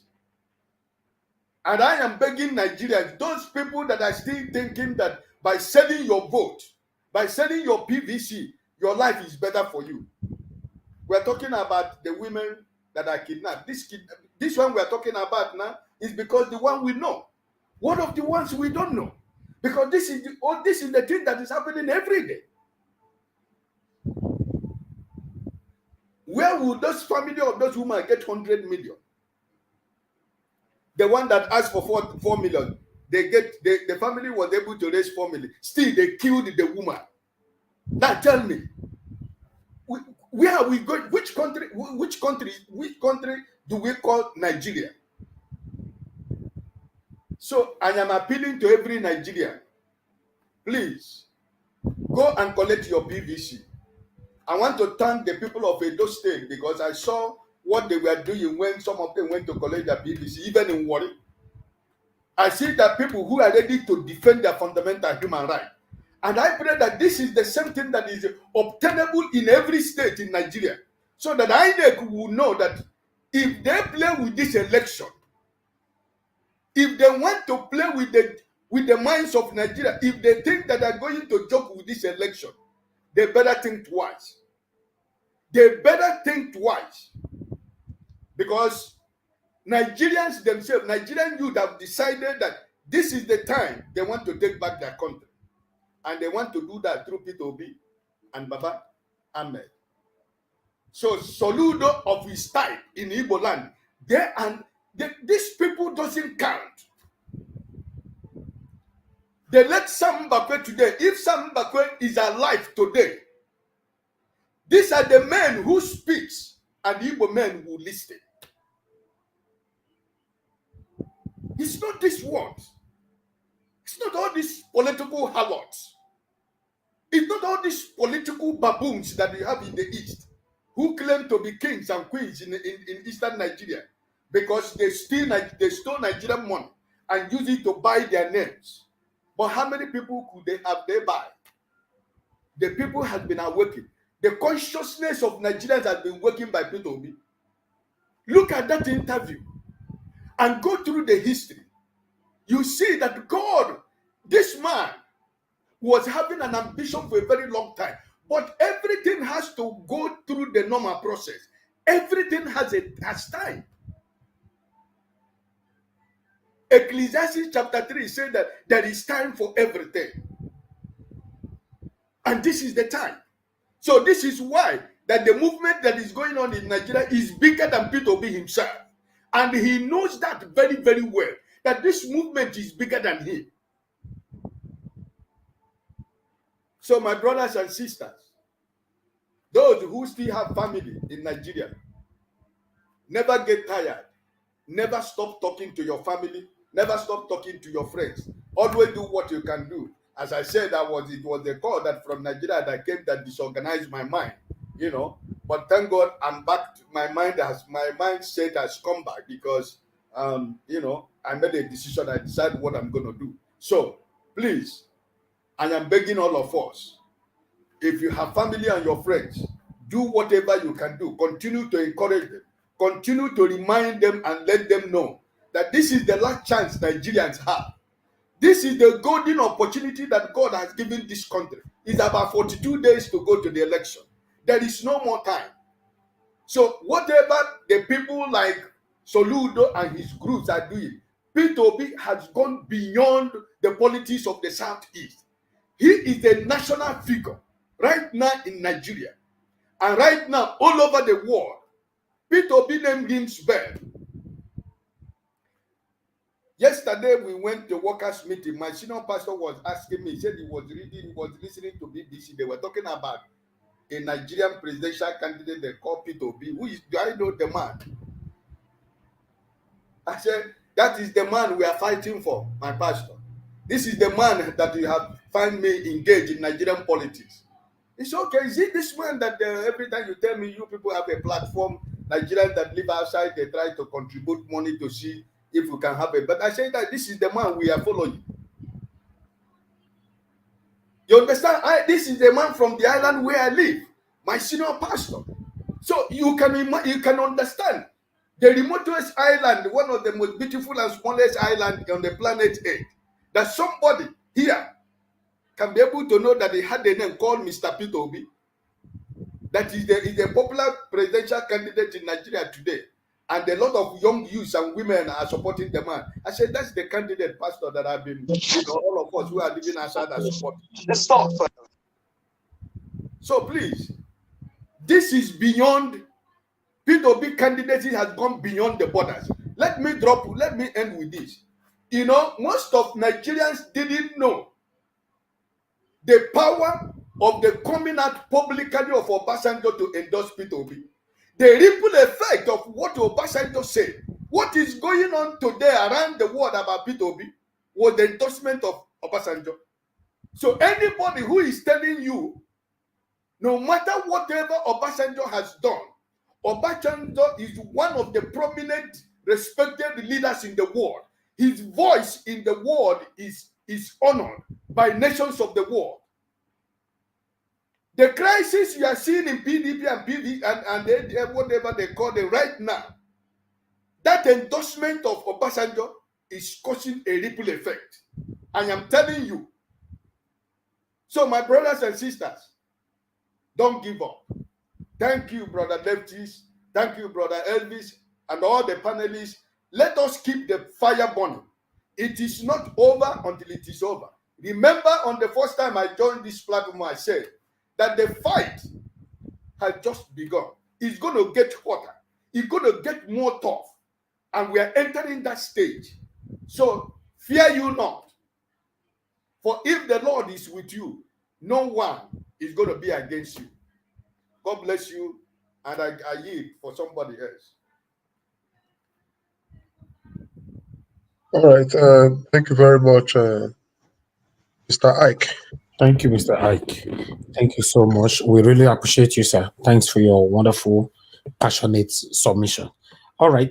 We have Martina Obasuyi with us on the phone. She said she has some details about the woman that were kidnapped. So let her talk to us. Good evening to you, madam. Please talk to us. Hello, good evening, everyone. Good evening, Mr. Left. Good evening, Mr. Najawash, and everyone. It's just about the video, the last one that you shared. Yeah. She's my law, the husband, my sister's husband, eldest sister. She was actually kidnapped in Benin. In Benin, which one? The one that was talking on the video or the one that they killed? No, the one that was talking on the video. Oh my God. Okay. Is she still with them now? No, she's been released. Oh, they requested for 100 million naira, but everybody, we were able to get 5 million. Yeah, exactly. This one that is on the screen now. We're able to get 5 million before they now released them. She was released on Tuesday with her 2 children. Oh, wonderful. Thank God. I thought about it that she was with children. Wow. Yeah, with her 2 daughters. They just came to kidnap her from the house. In Edo State. In Benin, yeah, in Benin there. I thought it was Lagos. So No, wow. not in Lagos then. Is the woman Benin? She's Edo. I'm Benin now. She's Edo. No, you say she's your in-law. So I don't know if you married to. No, she's Benin. My sister's husband. Their house is in Upper Lawani. Okay. Oh, sorry, Medical Stores Road. Oh, thank God. Congratulations. Thank you very much. Thank you so much. Thank you. No, it cost us 5 million though. Only 5 million, from 100 million to 5 million. That's wonderful. Yes. Thank you very much. Thank you. God bless you, madam. All right, bye. Yeah. Wow. All right. As for this woman, she have been released, and you see now showcasing videos like this on air. You know, you don't know, you might see somebody that know them, like our own Najawa's family, Martina Obasuyi just said. You know, so she had been released. She was actually kidnapped in Benin, you know, in Edo State. Wow. Okay. I would like us to move on now to Mr. CM. Leftist is Mr. CM now, right? Yes, Mr. CM. Okay, Mr. CM, good evening to you, sir. Please talk to us. Unmute yourself for Mr. CM. Okay. Hello? Yeah, we can hear you. Go ahead. Am I all right? Yes. Hello? We can hear you. We can hear you. Okay. Good evening. Okay, yeah, thank you. Good evening, everybody, and once again, good evening to all viewers and even those on the chat section, whatever it is. I wish everybody well. I think I saw the headline that P2B's billboard in Anambra State or so was being put by Soludo. Yes. Actually, I've tried to. There's a chap, but he hasn't replied. Probably switched off the phone. I wanted to confirm it this night because some of these things, I doubt if P2B might not. Labour Party won't pay whatever it is. I know. State government use it to make money during election period. Say you have to pay to put your billboard or this, and there's a signage company. So I feel that whatever it is, Labour Party with P2B, whatever amount is meant for, they must have paid it, but some people must be causing mischief. So I had wanted to confirm it myself and ask somebody, but the person didn't get back to me. But be that as it may, to me, only that is to fulfill all righteousness. Whether P2B put billboard or no billboard, his vote is assured. The only thing they can do to frustrate him is that on the ballot paper, there's no Labour Party. One can then say they can't help it. People don't need billboard to see P2B. I mean, to know of P2B. He was at Onisha. Look at the crowd. He was in Asaba, crossed over, then Enugu, the same thing. So people know, and that is the talk of the town. Moreover, the suffering, the level of suffering is what people are looking for solution. Who will bail us out? And P2B is saying he will do it, and they've agreed.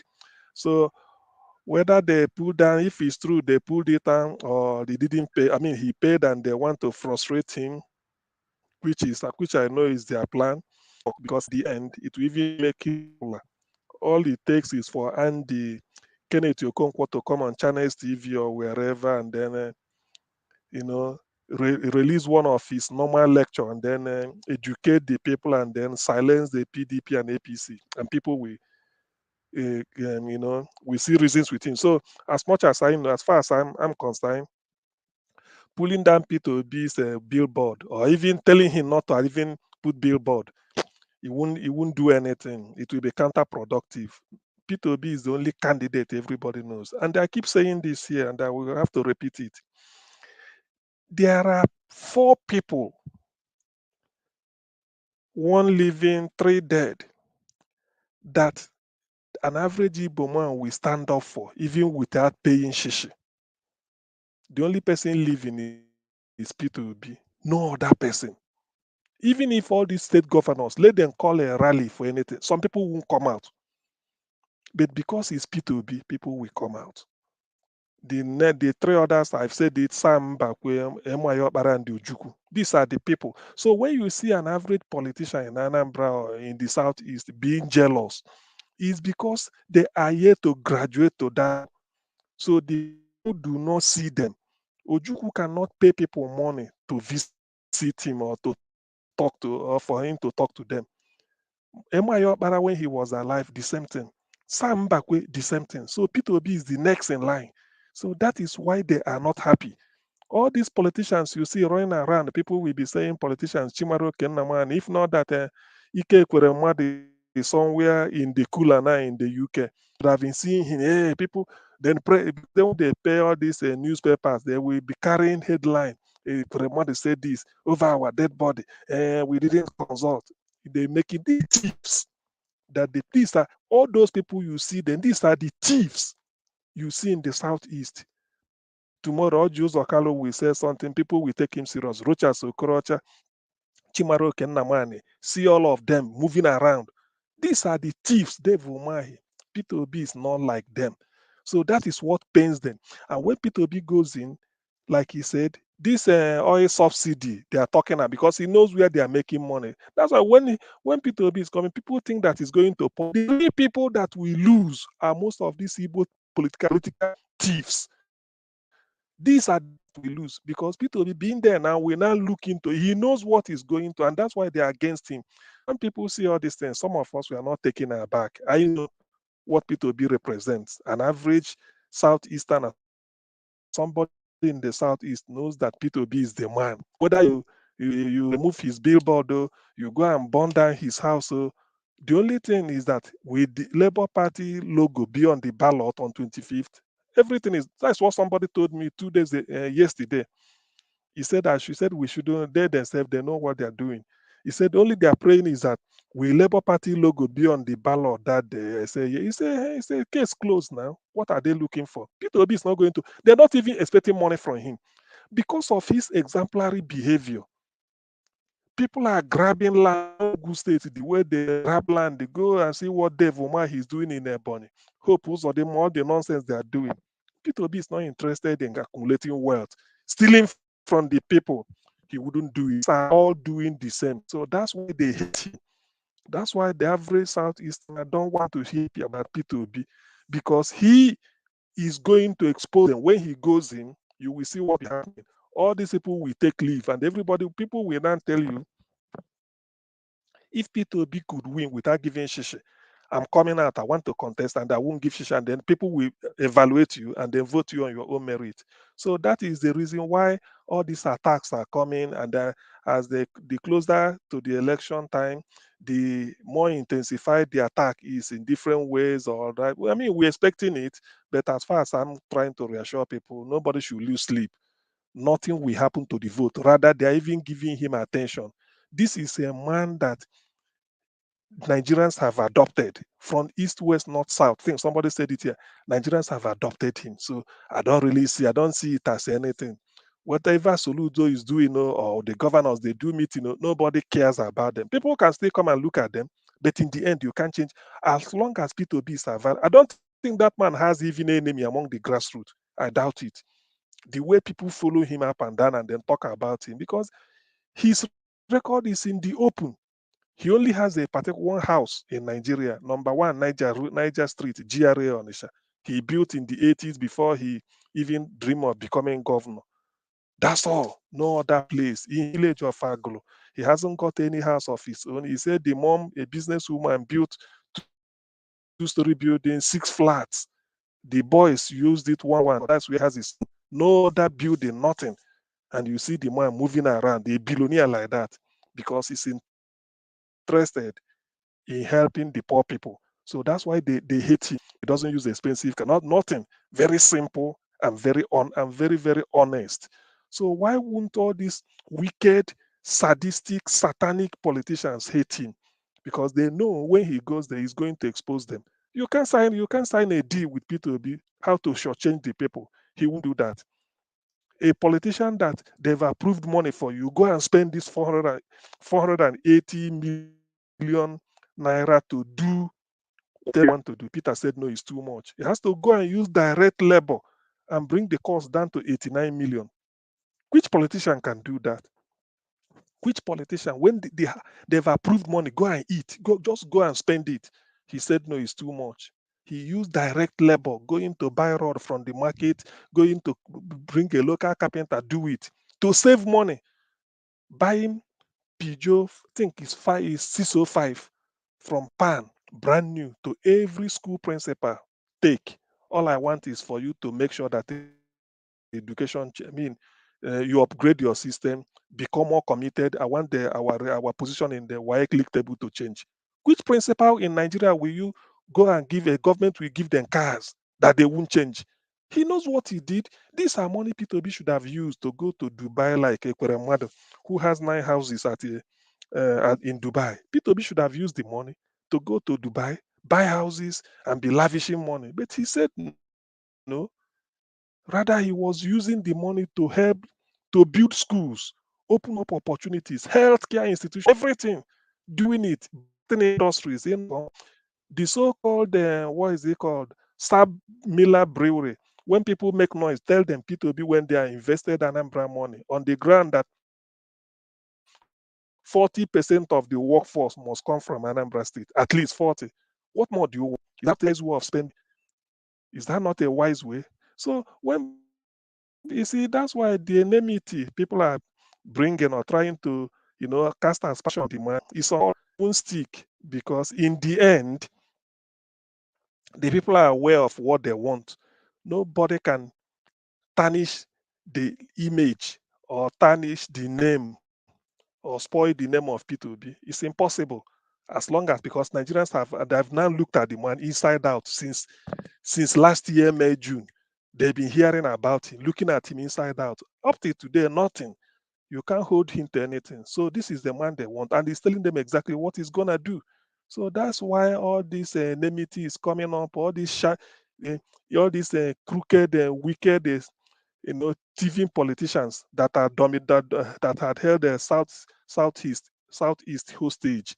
They are against P2B. They are the people sponsoring all these things. It might be that Soludo is not aware of, or Soludo will not give this type of order. Go and put that. Some APC members will just go and do it and then blame it on the governor or say he didn't do anything. It might be because many people are against him. So not because many politicians are against him, not because he's bad, but because he's going to open the people's eyes. He has told them that, look, they are stealing your money. If I go there, we stop all this stealing. All the allocation coming, whatever it is, you allocate to states. Some people in Abuja will hijack it. If you award contract to tar road or federal establishment or this, they just do it the way whatever they like and keep banking the money, sending their kids abroad. So P2B is not like that. Moreover, he feels contented whatever he's doing. So you can now imagine his ascendancy, the way people appreciate him everywhere he goes, even former head of state talking about him. Nobody can say P2B did this while in office. No, even when he has handed over, still out of office, nobody point anything. P2B is responsible for this. So what do? You go and destroy billboard. Why? Labour Party is not stupid as to go and direct billboard without paying for it. They know it. They will do. P2B will even tell them, no, don't do it in my name. But because such bad news or very stupid news, will be carried by Nigeria gutter media. They say, hey, P2B does this. It doesn't mean anything. Even if left for me, say if P2B want to put billboard, let him go to the north and we put it. Forget about the southeast because we put no billboard or no billboard. You are in the mind of the people. That day they will go and vote you in. So as simple as that. We've never had any candidate as good as this man, on whom people can say, look, even without giving me a call, I wake up, P2B is coming here, that I will go and vote for him because of his record and his personality, his character, and what he's able of doing and what he has done in the past. As far as I'm concerned, I'm not even losing sleep. Maybe it's there's a harm. Maybe there's an attempt on his life. That is when I will lose sleep. Otherwise, all this nonsense they are doing is neither he is neither there. By the time after this 25th next month's election, people will now know exactly that there's a reason why God brought P2B into this world for a purpose. Now, the issue of Jonathan Hell's P2B, of course, Jonathan knows P2B as governor was member of Jonathan's economic team. He invited him based on merit and recognition. Jonathan knows it. Jonathan was somebody like P2B also who has the mind, who is not interested in stealing money, maybe carrying this. I don't think Jonathan even has oil well, despite being a former president. So P2B is like that. He's not interested. So that's why Jonathan has seen him that this is a man who has the interest of the masses at heart, only that he hasn't gotten the opportunity to be at the top where he will policies that will change the life of the people, point them in the right direction. But thank God now is the time. That's why Jonathan will be hailing him. Because they all know there's no Nigerian living now, politician, a past leader that will say P2B did this.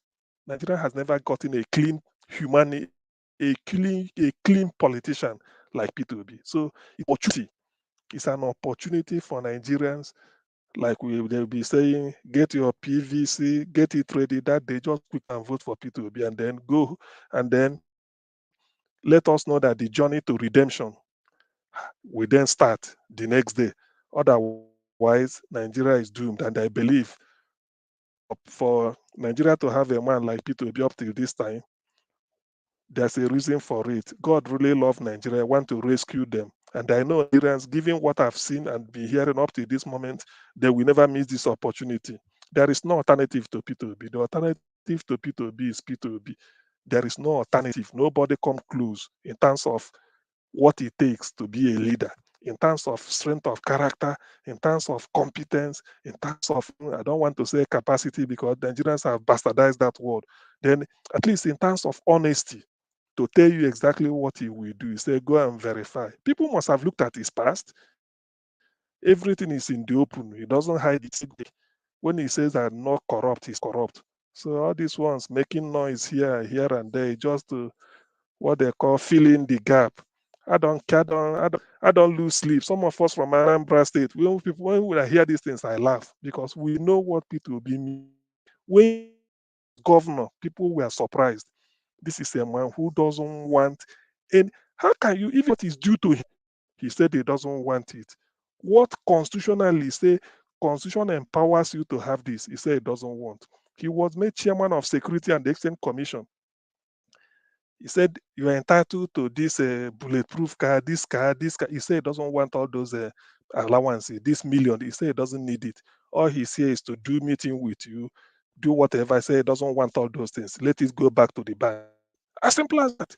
Even what is due to him, he refused to accept just because he felt that all these other things, I don't need them. I really need them.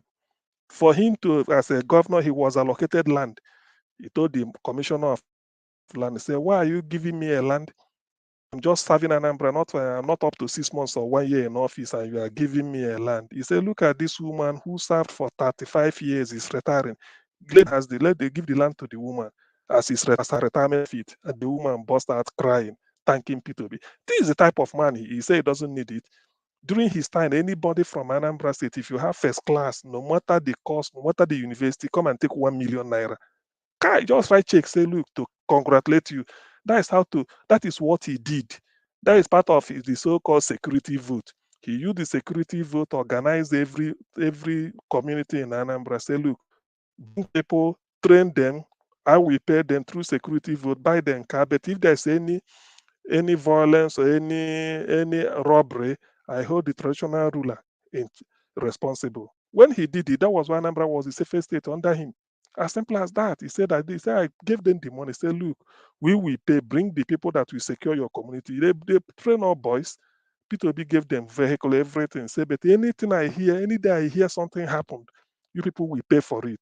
And that was how everything quietened. So the guy, you see, he's not interested in stealing money. You see, leadership is, if you are interested in stealing money like a Kweremado, that is when you kill. You want to get in all these senators, you see them carrying a jeep, private jet. Peter doesn't care for it. He's not interested. So why? Rather, he will even use his own money, volunteer, say, use it for the people. So why won't this person do well? When he gets into Aso Rock, you may be surprised. He may tell you, look, this amount of things you are buying only for me, my is too much. He will tell you, my son is this, my daughter is married, so I have nobody to give food anymore. This is okay for me and my wife. That's all. And we prized a president. This is what he'll be doing. Or he's looking for how to cut cost, how to cut waste. After cutting those waste, he'll now tell you, we need better school. I want to talk to us. Our children should go to school. So all these people you are seeing, these are thieves. We are trying to, in fact, I wish there have been a tsunami where all of them will be in a jet, maybe going to attend one ceremony, and the plane will just crash or got blown in mid-air. Let all of them die off. These are the people holding the people. These are the thieves. Rochas Okorocha in Imo State built a university with Imo State money, named it Eastern Palm University. Told the people of Imo State that this university is another university owned by Imo State, but went to National University Commissioner, registered it as a property of Rochas Okorocha and family. Now the thing has been taken. Can you imagine? Built hotels all over with his wife's name. How can you? Is that the type of leader we are talking of? Ojo Zokalu stole more printing press, printing press. He does Abia, what they call it, Abia. He stole it and brought it to Lagos to start Sun newspaper. These are the type of character you see as leaders. Chimaro Kennamani came and started opening Ebano Estate in Enugu, only to do duplex of different types. Then he forfeited it to EFCC. Is that the type of thing we are talking about? P2B never did all this type of things, so they do not like him because he's not a thief like them. All these ones we are hearing, they're all thieves. All of them, all the former government, they're all thieves. All of them. They Okay. don't spare anyone because when you open up their record, that's why you now see why they are against P2B. Peter is not like them. When Peter finishes, nothing like EFCC. Or Jus Okalo has a case. Rochas is having. Chimaro Kennaman has answered. and then I don't think he has finished. Then Sullivan Chime have to leave a PDP to APC to be covered. These are the thieves. Correct. That's why the Southeast is, infrastructure-wise, they steal the people's commonwealth. But P2B is not like that, and they do not like him because of that. That's why they're putting all these obstacles on his way. But thank God he will surmount all of them and we push across the line to Aso Rock. Thank you. All right. Thank you very much, Mr. Sia. That was a long one and a very good one because we spoke more about it, Okay. and that is the actual topic of today. So with that, we're going to be running up today because we need to go. Before we do that, we're going to be saying thank you to the people that super chatted us today. Prophet Elijah, Mark Erabo, Akubate Ene, George Bushel, and Otage Edosa. God bless you for joining us today, and not only joining us, and you super chatted us. God bless you all. We did just very few videos, not much. The woman that was crying out for help, that was kidnapped, thank God. We later got the information. That's why sometimes it's good to talk, to bring out things, because if you bring out things that know better, reach out, tell us more. Thank God she's been released. And we did of that of Stanley, the man that was still like supporting Taobi for now. And we did that one of Suludo. That one was an article by pulling down Labour Party billboard. For me, and I been Leo, because ordinarily, even if, assuming though, even if he did not pay, at least respect him. He was the former governor of that state, and he worked for that state. And I know Peter Obi will not do that without not paying the appropriate bill. They are only trying to frustrate themselves, not him. They should have respected him as a senior citizen, a former governor who is going for presidency. They should be, Soludo should have been very proud of his man progressing instead of taking this kind of action. Well, you see, anything we do, the hand of God will surely come on us. Whether we do good, the evil we do, it does not go out free. So, with that, now I went to another article on I'll be saying people will not jackpot during his time. Yes, he's actually doing well and putting peace in place. A lot of people will not leave Nigeria. A lot of people want to go back to Nigeria. A lot of people are suffering outside Nigeria. We have everything. We are great people, happy people, educated people. Some of us who have left the country, not because we are looking for greener pasture, like they say, because of insecurity. Nigeria is good. A lot of people want to go back. A lot have said it. So, Mr. Obi has said that if he wins the election, the blackmaism will reduce. That brings me back to 80s. In the 1980s, a lot of people go to school in London, US. The moment they finish their course, they don't wait. There's no amount of money the government gives to them. They come with just their portfolio, nothing else. They come back to Nigeria. Because Nigeria is good. Because Nigeria was good. But that happened today. The moment you are finishing your school must be sponsored from Nigeria. They are paying your fees all the way from the Nigerian government for support. We're having this, we're stable. So if we are stable, people will not leave. Others will not think of going to. Others want to come because there's the environment is good, the security, the economics is good. You see good investment coming into the country. People that has money want to invest. Private sectors are one of the aging house that move the economy of this country, not government per se. When you see private company coming to pumping money to the system, because the economy is good, why would they come now? Not possible. So I believe Peter will be on that he will do everything possible to make sure people don't leave the country. And when people don't leave the country, I bet you people will be coming to the country. That's for sure. There will be the video of Jonathan and Willie Obi. That was 11 years ago, talking about Peter Obi. He never thought of this. 11 years ago, you saw the video. Go and finish that video. You will hear what Willie said about him. That the money are claiming that he left more. Go and look for that video. It's out there. Willie Obiano said it is true that the money he left, that he even left more money than he claimed he left. It's in that video. I'm not just, I can remember that video. I went through it a long time ago. I still have it in my head. It's in that video. So a good man is a good man.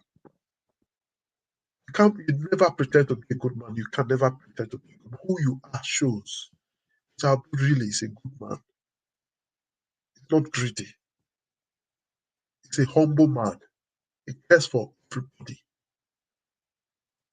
So after that, we'll now play the video of Obasanjo. That was a very brief one. So this was the video we played today. People didn't really call it the call it contribution apart from Martina TV, yes, Obasanjo, that came to clarify us on the first video we played on the kidnapped victim. So thank you, madam. You were on the comment section and you took your time out to also come to clarify that information that the person is close to you. You had enough good information. So that was the only call we got today. And we want to say thank you to Machiavelli that rushed in as one of the panelists. We want to say thank you to Mr. Alex. He was also here. We want to say thank you to Mr. Ek. He's still here. We want to say thank you to Peter Kodaye. I think we lost him. And Chooks Oboboise. We want to say thank you to Brother Nice. And we want to say thank you to Cass. And finally, we want to say thank you to CN. So before we go, we would want to give 2 minutes to us here to quickly say final goodbye to our people and people out there. And we just have 3 people remaining. So I'll start with Alex. Alex, this is your 2 minutes. Yeah, thank you, Mr. Leftis. I thank everybody. Let's keep the fire going. We still believe that there is light at the end of the tunnel. We've come a long way to be discouraged now. We will expect a lot of more shenanigans from these same people who have been at the helm of power over the past 20 to 30 years in one way or the other. So Mr. Obi's 8 years as a governor really impacted lives, and everything is coming out now. So you cannot hide evidence.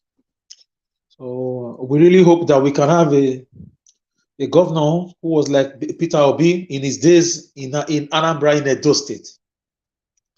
When I didn't know Mr. Peter Obi so much, Mr. Naja schooled me.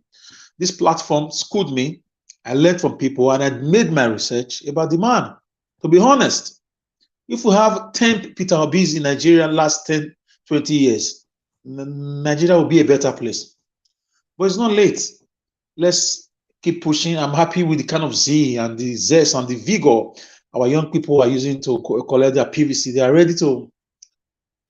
ready to die with INEC. Give me my PVC or I die. That's what is going on now. So INEC, they have to be up and doing. They should release the PVCs with immediate effect. So that woman that was released, I'm very happy.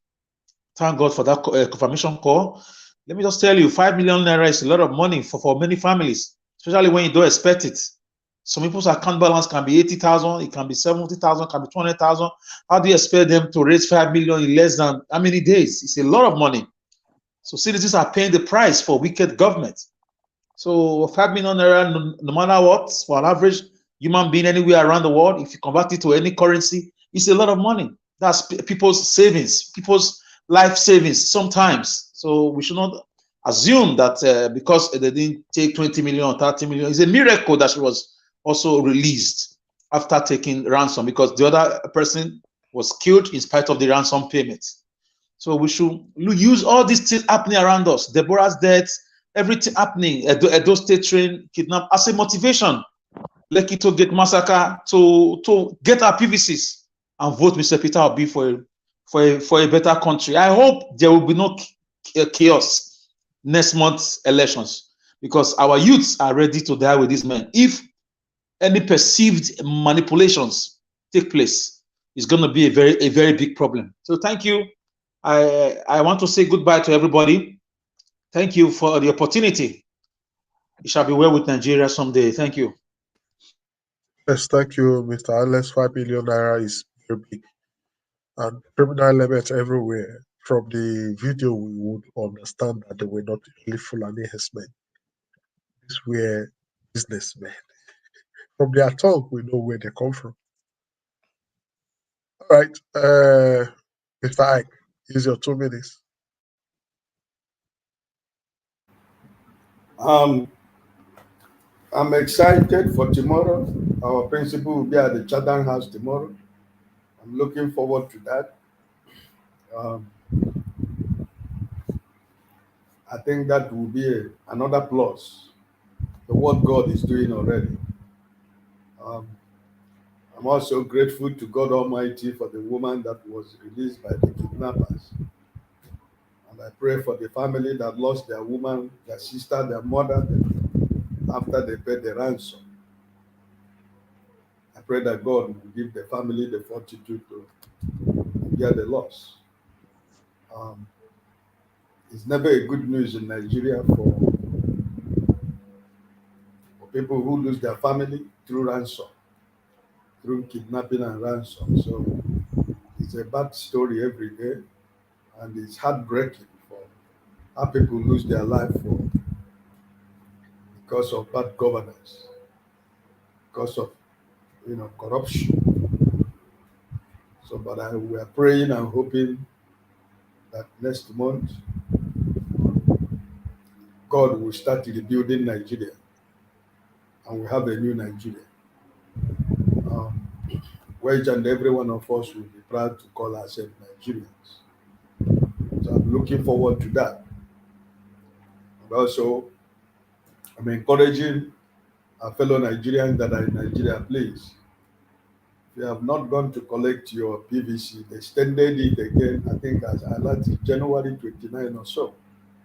So it's an opportunity, my fellow Nigerians. Please go and collect your PVC. Don't sell your vote. The days to vote for conscience has gone. Now it's to vote for Peter Obi. You know your conscience already. We know when we talk about vote your conscience. We're no more talking about vote your conscience. You're saying vote Labour Party up, from up to bottom. We want a new Nigeria, so that we have some members of Labour Party who will be able to help the new president and the vice president to pilot the affairs of Nigeria. I am very confident that immediately after the election, by God's willing, if Peter wins, almost the same day that Peter Obi was announced winning, majority of the legislators are going to decamp to Labour Party. They are only waiting because they are not sure yet. They don't want to make that move now. They want to win an election from maybe from the APC or PDP. But I'm telling you what is going to happen. If Peter Obi win this election, before you know it, Labour Party will become a majority in the National Assembly, because that's all what they are waiting for. We know the game they are playing. We know what is in their mind. So I'm encouraging all of us, keep on the good fight, and God will see us through. God bless you, and I bless the new week for everybody, and I hope we'll be here tomorrow to talk about our principal at the Chatham House. Have a blessed night, all of you, and God bless. Thank you very much, Mr. CM. Hey, yeah. So, yes, we have to keep hope alive. Hopefully, by, like I said, tomorrow, Peter will the Royal Institute of International Affairs or Chatham House, they call it. So he will speak to the world in the way they will understand. But one thing is for sure, he will never distribute questions. All questions, he will answer it with facts. I will answer every question with facts and figures. In fact, he will even educate the listening audience on the enormity of the problem that Nigeria is facing. So that is for sure. I know he will do that. And based on that, they will now appreciate why he's coming at this point in time. As for me, I'm not perturbed. I'm not moved. I know he's already there. It's just for INEC to confirm him. Hopefully they won't play any mago.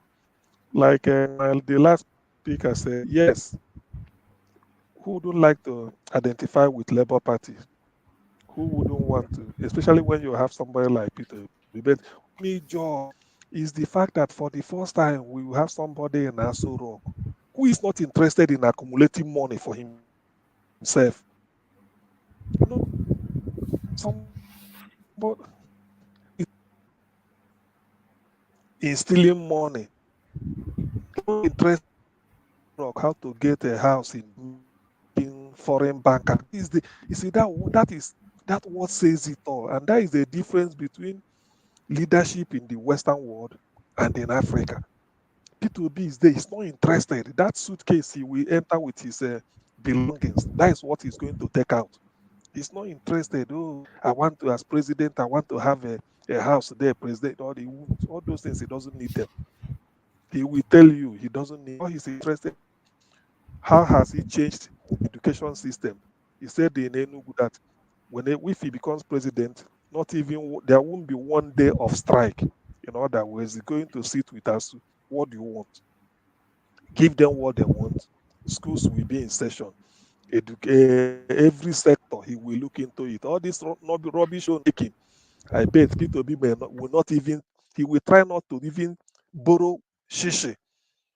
He will reform the port. More money will come out of it. Reform the airport. Money will come out of it. Reform everywhere. Even the issue of oil theft. The moment he goes in, the issue of oil theft is as good as done because he's not going to tolerate it, and he knows how it is happening. But the most important thing is that the body language when he's in Aso Rock, all these terrorists will now know that the man in Aso Rock is not in their favor. Or man that is there now, he doesn't do anything because he sent them to be killing people that are not his tribe people. So when P2B is there, they will know that the Sir, music 2 has minutes. changed. Your 2 That minutes. all they This are is after now random. is how to catch us. Thank you. Thank now it's just the joy that P2B is going to take over. I already know what he's going to be thinking. So thank you very much. Let me leave the rest for tomorrow. Thank you and good night. Yes, we can't Thank wait you. for we can't wait for tomorrow to come It's because true, yeah. Central House Exactly. It's will true. learn a new thing tomorrow. Nigeria is going to be represented It's for true. real tomorrow, not the one that we saw when blah blah blah blah blah blah went there. There's not going to be passing of envelope or paper for him to remember what to say. Personal information. He's going to say it the No, way it is. you It's going you to be will see it very. I'm now. so happy. You will Charter see it, and House will he not likes deny. moving around or standing up. Yes, Charter House will not come to say You will we're see not crowd. told that. So we can't wait, and tomorrow is already here. So with that, I want to say thank you to the You will see. Holy Wahala. Thank you. Finally, give us the best Wahala by super chatting us with why is Soludo wanted to stand for MKO. Very holy I wahala. mean, what was his name? Yes, it's politics. Yes, Soludo, since yesterday, Mm. have said his federal government should release Kanu to him. So should release Kanu unconditionally. But if they don't want to release him unconditionally, they should release him to him that is ready to stand shorty for Kanu. Why now? He just want to be relevant. Don't mind them. He just want to be relevant. I Don't think mind Holy them. Wahala. The counting I days. know you know why you ask this question. I know you already know the reason. All the same, thank you for your support. So with that, we're going to be rounding up this broadcast. We'll be here again tomorrow morning, 9 a.m. for newspaper review. And in the evening, we'll be here again to talk to us. And I know by that evening, Chatham House would have been closed and we'll have a lot to talk about all he must have said. We know he has never failed. And he will not fail Nigerians. He's the only hope Nigeria has. He's the only man that is good for the job. Like tomorrow, Nigerians will be proud again that their name is being represented as somebody, a real Nigerian, a Nigerian that know what Nigeria needs, that know the problem Nigeria has, and that have the solution to Nigeria's problem. And tomorrow, we're going to be hearing from Peter Obi and Ahmed. Yes, so with that, so we're going to be rounding up now. I don't just really feel like leaving, but I have to go, you know. I have to go. All right. Bye, everybody.